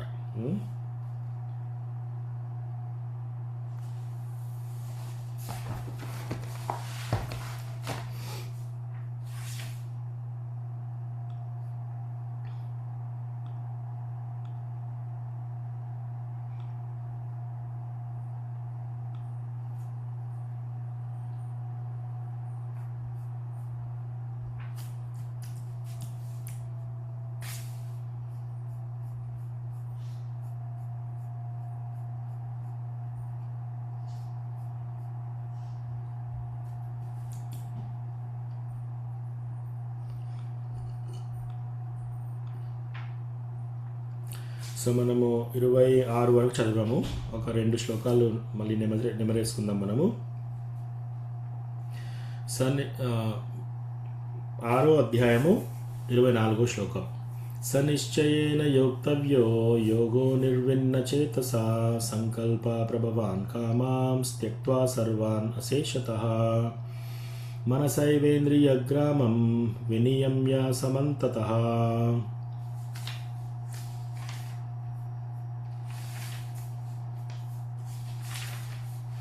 సో ఇక్కడ ఏం చెప్తున్నారు? స్థిర నిశ్చయంతో, ఇదేంటి? అష్టాంగ యోగా పద్ధతి. ఇది భక్తి యోగా కాదు, అష్టాంగ యోగా పద్ధతి చదువుతున్నాం మనం. ఆ చాప్టర్లో ఉన్నాము. స్థిర నిశ్చయముతో శ్రద్ధను కలిగి యోగము అభ్యసించుచు మనుజుడు ఆ మార్గము నుండి వైదొలగక ఉండవలెను. మానసిక కల్పనల నుండి ఉత్పన్నమైన విషయ కోరికలన్నింటినీ ఎటువంటి మినహాయింపు లేకుండా త్యజించి అతడు మనస్సు ద్వారా ఇంద్రియములను అన్ని వైపుల నుండి నియమింపవలెను. సో ఈ పద్ధతి ఎక్కడ? అష్టాంగ యోగా పద్ధతిలో ఏం చెప్తున్నారు ఇక్కడ? స్థిర నిశ్చయంతో శ్రద్ధగా ఉన్నప్పుడు అభ్యాసం చేస్తూ ఆ మార్గం నుంచి ఎప్పుడు వైదొలగకూడదంట. మానసిక కల్పనల ద్వారా ఉత్పన్నమైన విషయ కోరికలు. విషయ కోరిక ఏదైనా సరే మీరు గమనించుకోండి, విషయ కోరిక ఏదైనా సరే అదంతా మనస్సు నుంచి కల్పితమైందే, మనస్సులో ఎక్కువ నడుస్తుంది. అది నిజంగా వచ్చినప్పుడు అంత సంతోషం ఏమి ఉండదు దాంట్లో. ఇదంతా ఏంటంటే కంటెంప్లేషన్, మానసిక కల్పన, మనస్సులోనే కల్పనలు జరుగుతున్నాయి, అప్పుడే ఎక్కువగా ఉంటుంది. సో ఈ యొక్క విషయ కోరికలు మానసిక కల్పనల నుండి ఉత్పన్నమైన విషయ కోరికలన్నింటినీ ఎటువంటి మినహాయింపు లేకుండా త్యజించాలంట. అంటే ఏ కన్సెషన్ లేకుండా అన్నీ వదిలేసేయాలి. అతడు మనస్సు ద్వారా ఇంద్రియాలను అన్ని వైపుల నుండి నియమింపవలెను. సో మెడిటేషన్ చేసుకునే వాళ్ళు ఇవన్నీ చేయాలి. అన్ని కోరికలు, అన్ని ఇంద్రియాలను అన్ని వైపుల నుండి నియమించాలంట.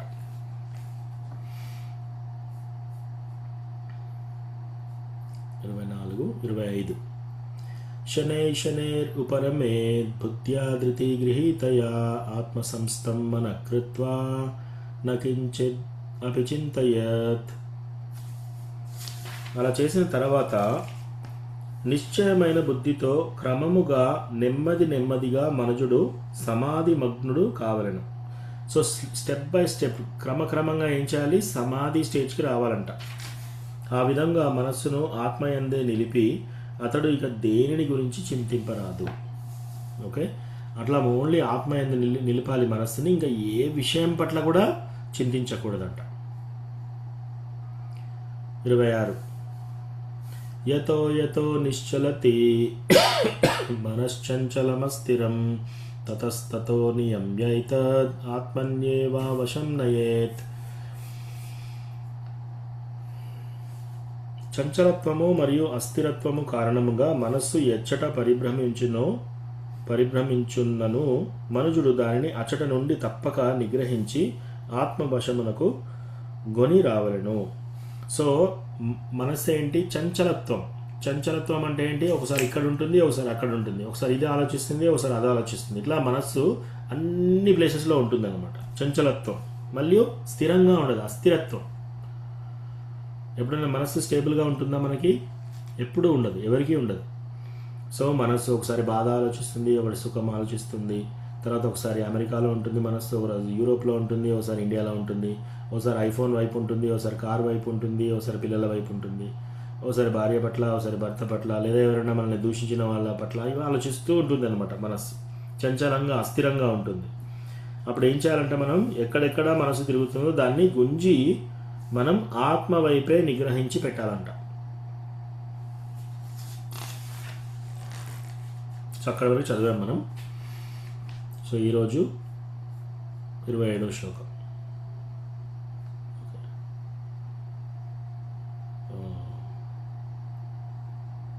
విజయ్ రఘునాథ్ ప్రభు మీరు చదువుతారా? 27 ప్రశాంతమనసంహ్యేనం శాంతమనసంహ్యేనం యోగినం సుఖముత్తమం ఉపైతి శాంతరజసం బ్రహ్మభూతం అకల్మషం.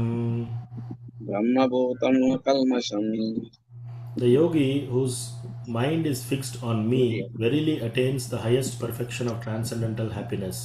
He is beyond the mode of passion. He realizes his qualitative identity with the Supreme, and thus he is freed from all reactions to past deeds. Yes, Prabhu. Chadvan Prabhu. ఆ పైన మనసు సంలగ్నమైన యోగి అత్యున్నతమైన ఆధ్యాత్మిక సుఖ పూర్ణత్వంను తప్పకుండా పొందుతాడు. అతడు రజోగుణానికి అతీతుడై భగవంతునితో ఉన్నట్టి గుణరీతి సమత్వంను అనుభూతం చేసుకుంటాడు. ఆ విధంగా అతడు గత కర్మ ఫలాలు అన్నిటి నుండి ముక్తుడవుతాడు. థ్యాంక్ యూ ప్రభు. హరే కృష్ణ. సో ఎవరైతే ఇట్లా యోగి తన మనస్సుని ఎక్కడెక్కడికి వెళ్తుందో అక్కడి నుంచి గుంజి ఓన్లీ ఆత్మ వైపే పెడుతున్నాడు, ప్లస్ అన్ని రకాల ఇంద్రియాల పట్ల నిగ్రహించుకొని ఉండగలుగుతాడో అటువంటి యోగి ఈ యొక్క అత్యున్నతమైన పూర్ణత్వమును పొందుతాడంట. ఆ యొక్క సంతోషాన్ని పొందుతాడంట. అప్పుడు ఈ రజోగుణం నుంచి పైకి వచ్చేస్తారు వాళ్ళు. ఆ రజోగుణం నుంచి పైకి వచ్చేసేసి భగవంతునితో క్వాలిటేటివ్గా ఏకత్వంలోకి అవుతారు. అయిపోయిన తర్వాత వాళ్ళ యొక్క పూర్వజన్మల కర్మలన్నీ కూడా కాలిపోతాయి. అప్పుడు దాని నుంచి బయటకు వస్తారనమాట. సో ఇది చాలా కష్టమైన పద్ధతి. భక్తి యోగాలో మనం ఇవన్నీ చేయవలసిన అవసరం లేదు. కానీ అష్టాంగ యోగా పద్ధతి ఏంటో మనం ఇప్పుడు చెప్తున్నాం. ఈ చాప్టర్ అంతా మనకు అష్టాంగ యోగా తెలుసుకుంటున్నాం అనమాట. ఓకే, నెక్స్ట్ పవిత్ర మాతాజీ మీరు చదువుతారా?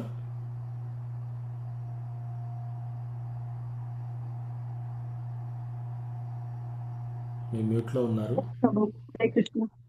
ఓకే, 28వ శ్లోకం, 6వ చాప్టర్ 28. యుంజన్ ఏవం సదాత్మానం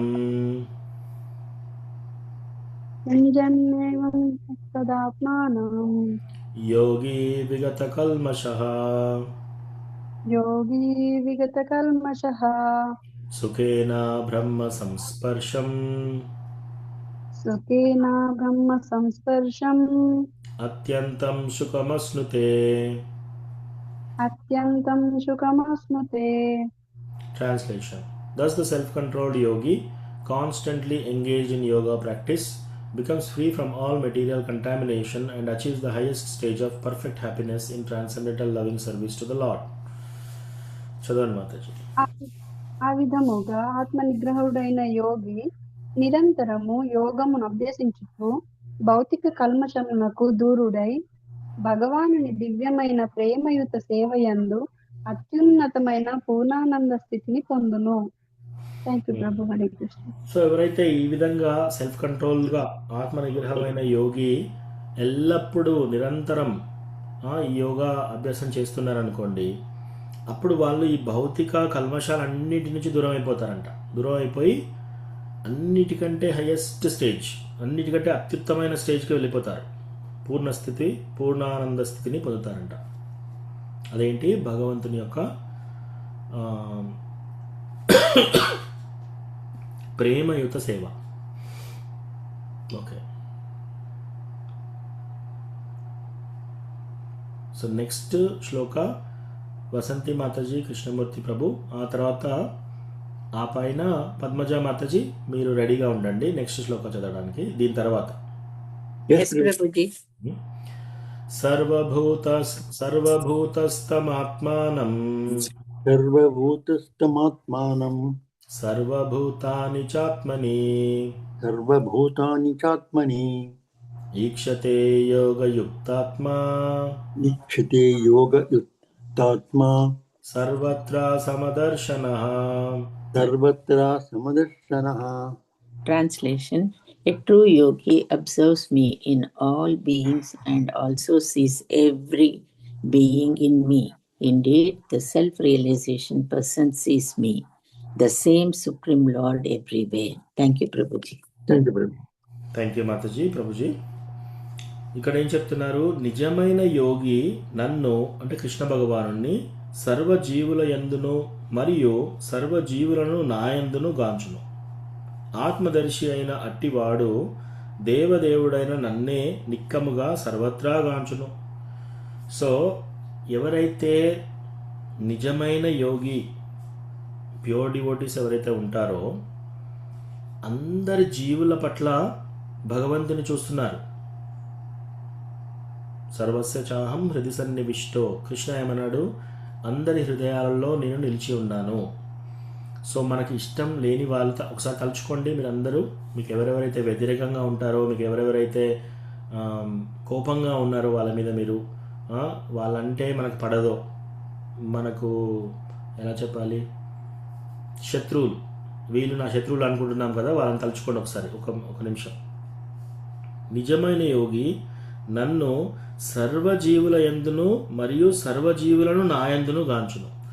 సో నిజమైన యోగి ఏంటంట, అన్ని జీవులను కూడా కృష్ణాన్ని చూస్తున్నారు వాళ్ళు, ప్లస్ అందరి జీవులను కృష్ణలో చూస్తున్నారు. ఎందుకు? కృష్ణ ఏమన్నాడు? ప్రతి ఒక్క హృదయంలో పరమాత్మగా నిలిచి ఉన్నాడు అన్నమాట. అలా మనం చూడడం మొదలుపెట్టామంటే మనం ఎవరిని కూడా దూషించలేము అసలు. సో ఇప్పుడు మీరు ఎవరెవరైతే మనకు వ్యతిరేకంగా ఉన్నారో, ఎవరెవరైతే మనకు పగాస్తులు ఉన్నారో వాళ్ళ హృదయంలో కూడా కృష్ణ ఉన్నాడు. సో మనం వాళ్ళని చూడడం కంటే వాళ్ళ హృదయంలో కృష్ణ ఉన్నాడు, మెరిసిపోతున్నాడు కృష్ణ. సో ఆ విధంగా చూడాలంట మనం. ఆ విధంగా చూస్తే అసలు మనం ఎవరిని శత్రువులుగా గమనించాం, అసలు ఎవరి పట్ల మనం ఫాల్ట్ కూడా తీసుకోం. ఎవరి పట్ల కూడా మనము వీళ్ళలో ఈ ప్రాబ్లం ఉంది, వాళ్ళలో ఆ ప్రాబ్లం ఉంది, ఇవి కూడా చూడం. ఎందుకు? వాళ్ళలో పరమాత్మ ఉన్నాడు, అది చాలు మనకి. ఇంకా వాళ్ళకి ఏం ప్రాబ్లమ్స్ ఉంటే మనకు అవసరం లేదు. ఆత్మదర్శి అయిన అటువంటి వాడు దేవదేవుడైన నన్నే నిక్కముగా సర్వత్రా గాంచును. ఎక్కడ చూసినా కూడా దేవదేవుడైన కృష్ణానే చూస్తున్నాను అనమాట. సో ప్రహ్లాద్ మహారాజ్ ఏం చేస్తున్నాడు? ఎటు చూసినా, ఎక్కడ చూసినా ఆయన కృష్ణానే కనపడుతున్నాడు. చెట్టును చూస్తున్నాడు, చెట్టు లోపల కూడా కృష్ణ ఆత్మ పరమాత్మ కనిపిస్తున్నాడు. ఎవరి హృదయంలో, అతన్ని బాధించే వాళ్ళ హృదయంలో కృష్ణానే చూస్తున్నాడు. సో అట్లా అనమాట. ఇది నిజమైన యోగి.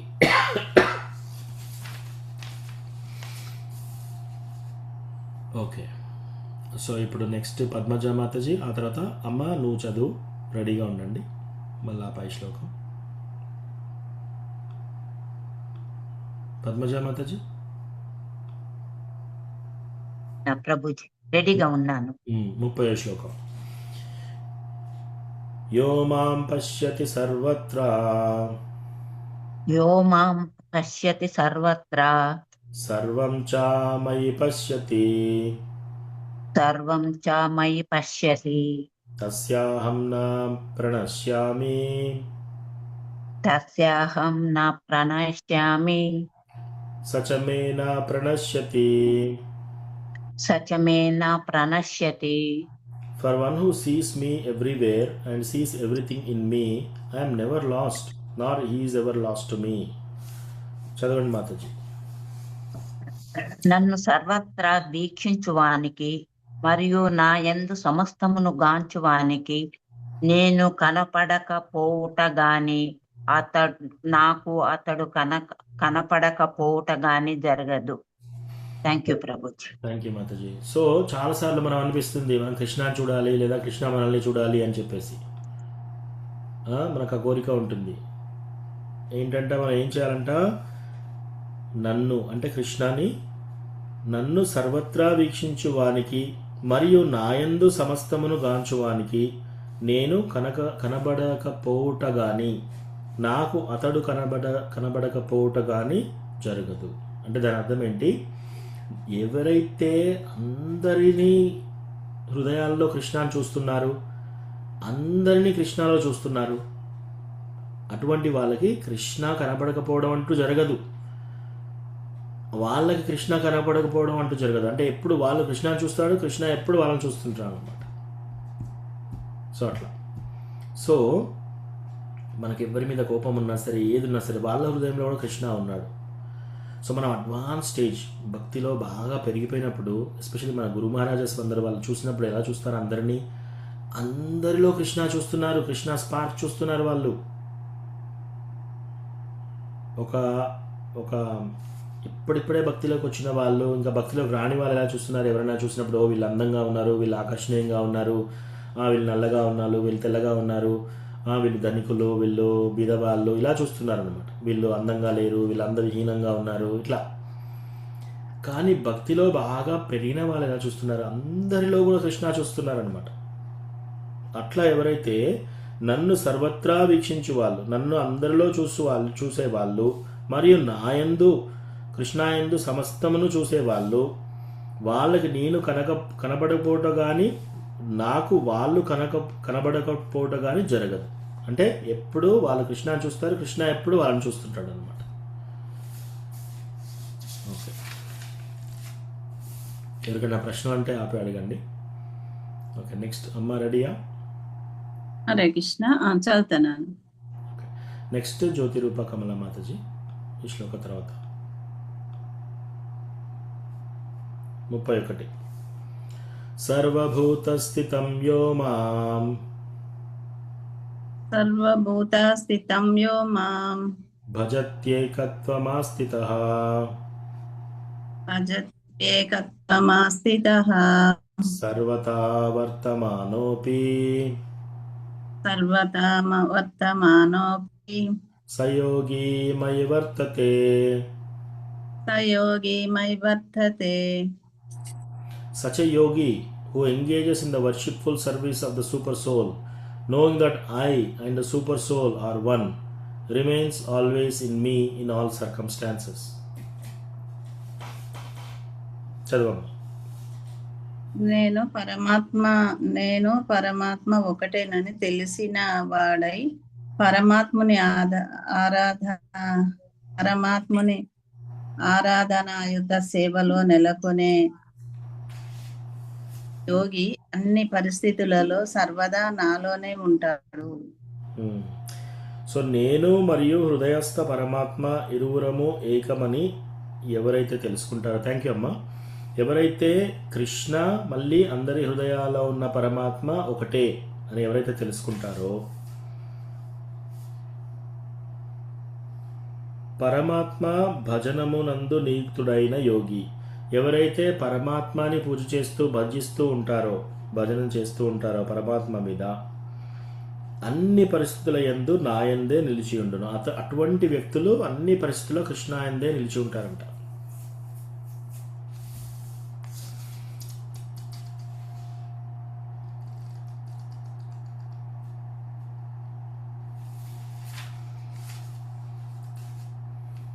సో దీని అర్థం ఏంటి? మనము ఈక్వల్ విజన్, మనము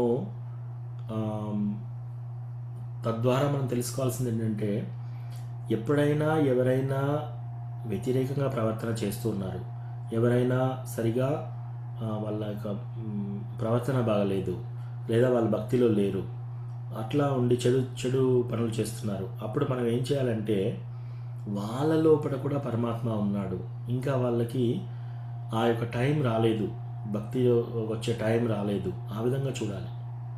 రైట్? ఆ విధంగా చూడాలి. మన ఫోకస్ ఎప్పుడు కూడా కృష్ణ, వాళ్ళ హృదయంలో కూడా కృష్ణ ఉన్నాడు, అది ఇంపార్టెంట్. సో అట్లా చూస్తూ ఉంటే మనము భక్తిలో పెరుగుతుంటాం అన్నమాట. వ్యత్యాసం ఎక్కువగా చూపించేసేసి వాళ్ళు వ్యతిరేకత అట్లా కాకుండా, అట్లా అని చెప్పేసి వీళ్ళు మంచి వాళ్ళు చెడులు అందరూ ఒకటే అన్నట్టు కాదు ఇక్కడ. ఎస్, డిగ్రీ ఆఫ్ వేరియేషన్ ఉంటుంది. భక్తులు హయ్యర్ గ్రేడ్లో ఉంటారు, అవన్నీ మనము ఇంటెలిజెన్స్ ఉపయోగించి చూడాలి. కానీ మనం ఎవరిని కూడా హేట్ చేయకూడదు. హేట్ అంటే ఏంటి తెలుగులో? హేట్, వ్యతిరేకత.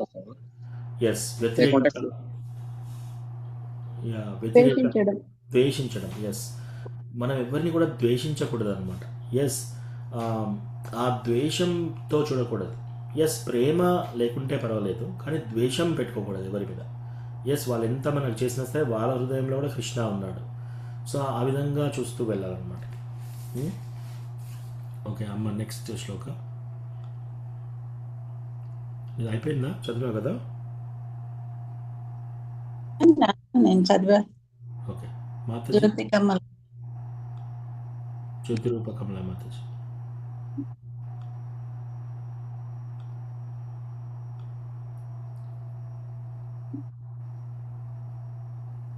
ఓకే ఓకే, సుకోమల సత్యవతి మాతాజీ మీరు చదువుతారా? చదువుతాను ప్రభుజీ. హరే కృష్ణ. ఓకే, 33వ శ్లోకం.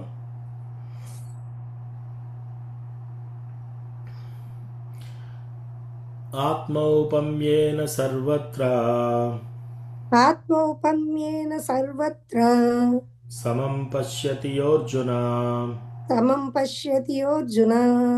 సుఖం వా యది వా దుఃఖం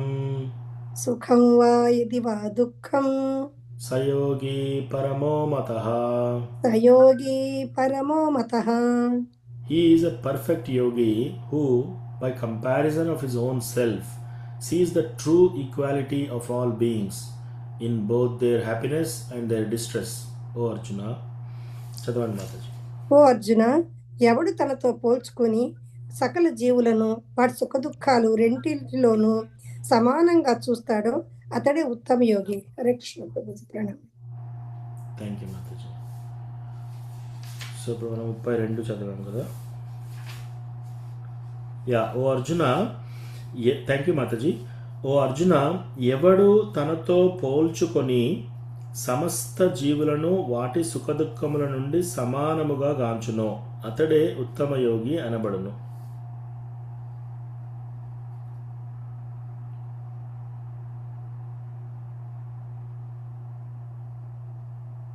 సో ఇప్పుడు ఎప్పుడైతే మనకి ఈ యొక్క ఆత్మతత్వ జ్ఞానం వస్తుందో మనం ఏం చేస్తాము? ఇప్పుడు ఒక మనిషిని చూస్తున్నాం, ఒక బ్రాహ్మణుని చూస్తున్నాం, ఒక పశువుని చూస్తున్నాం, ఒక పశువు మాంసం తినేవాడిని చూస్తున్నాం. వీళ్ళందరి హృదయంలో ఎవరున్నారు? పరమాత్మ ఉన్నాడు. మనం పరమాత్మగా చూస్తున్నాం. అలా పరమాత్మగా చూసినప్పుడు ఒక చెట్టు చూస్తున్నాము, తర్వాత ఒక ఏనుగు. సో పండిత సమదర్శిని బ్రాహ్మణే గవిహస్తినే శునీ చైవ స్వపాకే చ పండిత సమదర్శిన. విద్యా వినయ సంపన్నే, ఇది భగవద్గీత శ్లోకం. విద్యా వినయ సంపన్నే బ్రాహ్మణే గవిహస్తిని శునీ చైవ స్వపాకే చ పండిత సమదర్శిన.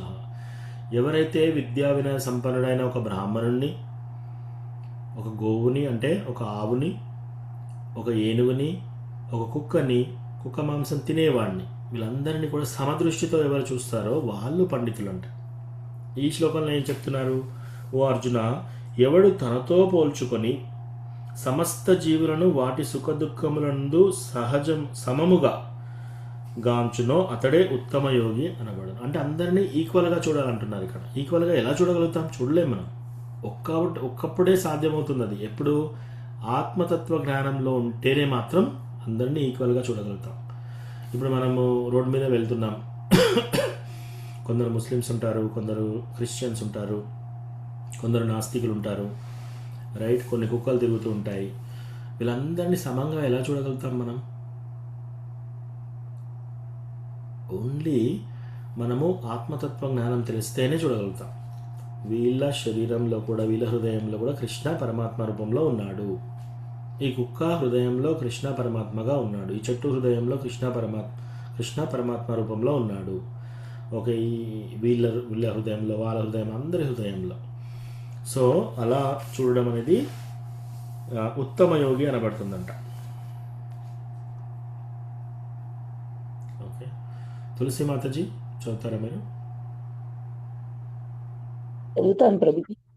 Okay, so 33. సో ఇక్కడ వరకు మనం ఏంటి, అష్టాంగ యోగ స్టేజెస్ చూసాం. ఇప్పుడు ఈ 33వ శ్లోకం నుంచి 36 ఇక్కడ వరకు మనం ఏం చేస్తాము, మన యొక్క మైండ్ ఎందుకు కంట్రోల్ చేసుకోవాలని చెప్తున్నారు ఇక్కడ. ఓకే, ఇక్కడ ఆపుదాం ఈరోజు మాతాజీ చదివిన తర్వాత. 33. అర్జున ఉవాచ అర్జున ఉవాచ యోయం యోగస్త్వయా ప్రోక్త యోయం యోగస్త్వయా ప్రోక్త సామ్యేన మధుసూదన సామ్యేన మధుసూదన ఏతస్యాహం న పశ్యామి ఏతస్యాహం న పశ్యామి చంచలత్వాత్ స్థితిం స్థిరాం. చంచలత్వాత్ స్థితం స్థిరాం. Arjuna said, O Madhusudana, the system of yoga which you have summarized appears impractical and unendurable to me, for the mind is restless and unsteady. చదవండి మాతాజీ. అర్జునుడు పలికాడు, ఓ మధుసూదన, మనస్సు చంచలము అస్థిరము కనుక నీవు సంగ్రహముగా చెప్పిన యోగ పద్ధతి నాకు అసాధ్యమైనదిగా, సహింపరానిదిగా కనిపిస్తున్నది. థ్యాంక్ యూ ప్రభుజీ. Thank you Mataji. సో ఇక్కడ అర్జునుడు చూడండి, ప్రతి విషయంలో ఆయన ప్రశ్నలు వేస్తున్నాడు భగవంతునికి. ఇక్కడ ఏం ప్రశ్న అడుగుతున్నాడు అర్జునుడు? ఈ విధంగా అడుగుతున్నాడు అనమాట. అర్జునుడు పలికిన, ఓ మధుసూదన, ఓ కృష్ణ, మనస్సు చంచలమును మరియు అస్థిరత్వమును అయి ఉన్నది. నీవు సంగ్రహముగా తెలిపినటువంటి యోగా పద్ధతి ఆచరణకు ఆస్వాద్యమైనదిగాను మరియు ఓర్వరానిదిగాను నాకు తోచుచున్నది. ఇది నేను చేయలేనిది, ప్రాక్టికల్గా లేదు. అందరినీ ఎలా ఈక్వల్గా చూడాలి? సో మైండ్ ఎస్పెషల్లీ చంచలంగా స్థిరంగా ఉండాలి అని చెప్తున్నారు. మైండ్ ఆచరణలో పెట్టాలి, అన్ని ఇంద్రియాలను కంట్రోల్ చేయాలి. ఇవన్నీ నా వల్ల కావట్లేదు. సో ఇది నెక్స్ట్ చాప్టర్కి దారితీస్తుంది అనమాట. మనకు భక్తి యోగా ద్వారా ఇది ఈజీగా ఎలా చేయాలో చెప్తున్నాడు అనమాట. సో ఇప్పుడు మనము ఈ యొక్క ధ్యాన యోగాలో ఉన్నాం. ధ్యాన యోగాలో ఎంత కష్టమైంది అనేది మనకి ఇక్కడ అర్థమవుతుంది. అర్జునుడు మామూలు వ్యక్తి కాదు. అర్జునుడు సవ్యసాచి, అంటే తన కుడి చేతితో ఏ విధంగా అయితే బాణాలు వేయగలుగుతాడో ఎడం చేతితో కూడా అంతే స్కిల్ఫుల్గా బాణాలు వేయగలుగుతాడు. ఇంకొకటి గుడాకేశ. అర్జున అంటే గుడాకేశ. గుడాకేశ అంటే ఏంటి? అర్జునుడు నేను నెక్స్ట్ 15 రోజులు నేను నిద్రపోకూడదు అని తలుచుకుంటే 15 రోజులు నిద్ర లేకుండా ఉండగలుగుతాడు. మనం ఉండగలుగుతామా? లేదు. అర్జునుడు స్వర్గలోకానికి వెళ్ళాడు. అక్కడ ఊర్వశిని చూశాడు. ఊర్వశి డైరెక్ట్గా వచ్చేసి అర్జునుడిని అడుగుతుందన్నమాట, నీతో నేను సంభోగం చేయాలి అని. అప్పుడు అర్జున అంటున్నాడు, లేదు నీలో నేను తల్లిని చూస్తున్నాను అంటాడు అనమాట. ఎంత క్యారెక్టర్ చూడండి, ఎంత మంచి క్యారెక్టర్ అర్జునుడిది. అతని క్యారెక్టర్ అంత గొప్పగా ఉంది, అతని స్కిల్ అంత గొప్పగా ఉంది. అతడి నిద్ర లేకుండా ఉండగలుగుతున్నాడు, అన్నీ చేయగలుగుతున్నాడు. అతనే ఏమంటున్నాడు, ఈ మనస్సు నేను నిగ్రహం చేయలేకపోతున్నాను కృష్ణ, నువ్వు ఇవన్నీ కంట్రోల్ చేయమని చెప్తున్నావు, ఇది నాకు సాధ్యం కాదు. అంటే మెడిటేషన్, ధ్యాన యోగా చాలా కష్టతరమైన పద్ధతి. ఎస్, ఇది కూడా ఒక పద్ధతే, ఇది పద్ధతి కాదు అంటలేం మేము, కానీ ఇది కష్టతరమైన పద్ధతి. సులభమైన విషయం నెక్స్ట్ చాప్టర్ నుంచి చెప్తాడు కృష్ణ. సో అది ఇక్కడ ఈరోజు ఆపుదాము. మరి నెక్స్ట్ మనము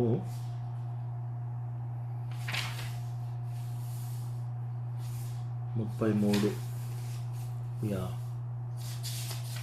నెక్స్ట్ మనం 34 నుంచి స్టార్ట్ చేద్దాం. ఓకే, సో ఇక్కడ ఆపుదాము. ఎవరికైనా ఏమైనా ప్రశ్నలు ఉంటే అడగండి. ఇంకా హరే కృష్ణ. ఈరోజు శ్లోకాల్లో కానీ జనరల్గా కానీ.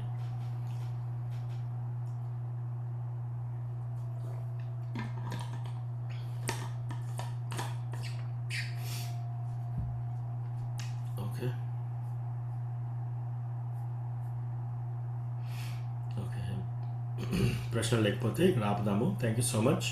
వాంఛాకల్పాతరుభ్యస్య కృపా సింధుభ్య ఏవ చ పతితానాం పావనేభ్యో వైష్ణవేభ్యో నమో నమః. అనంతకోటి వైష్ణవృందికి జై, శ్రీల ప్రభుపాదికి జై.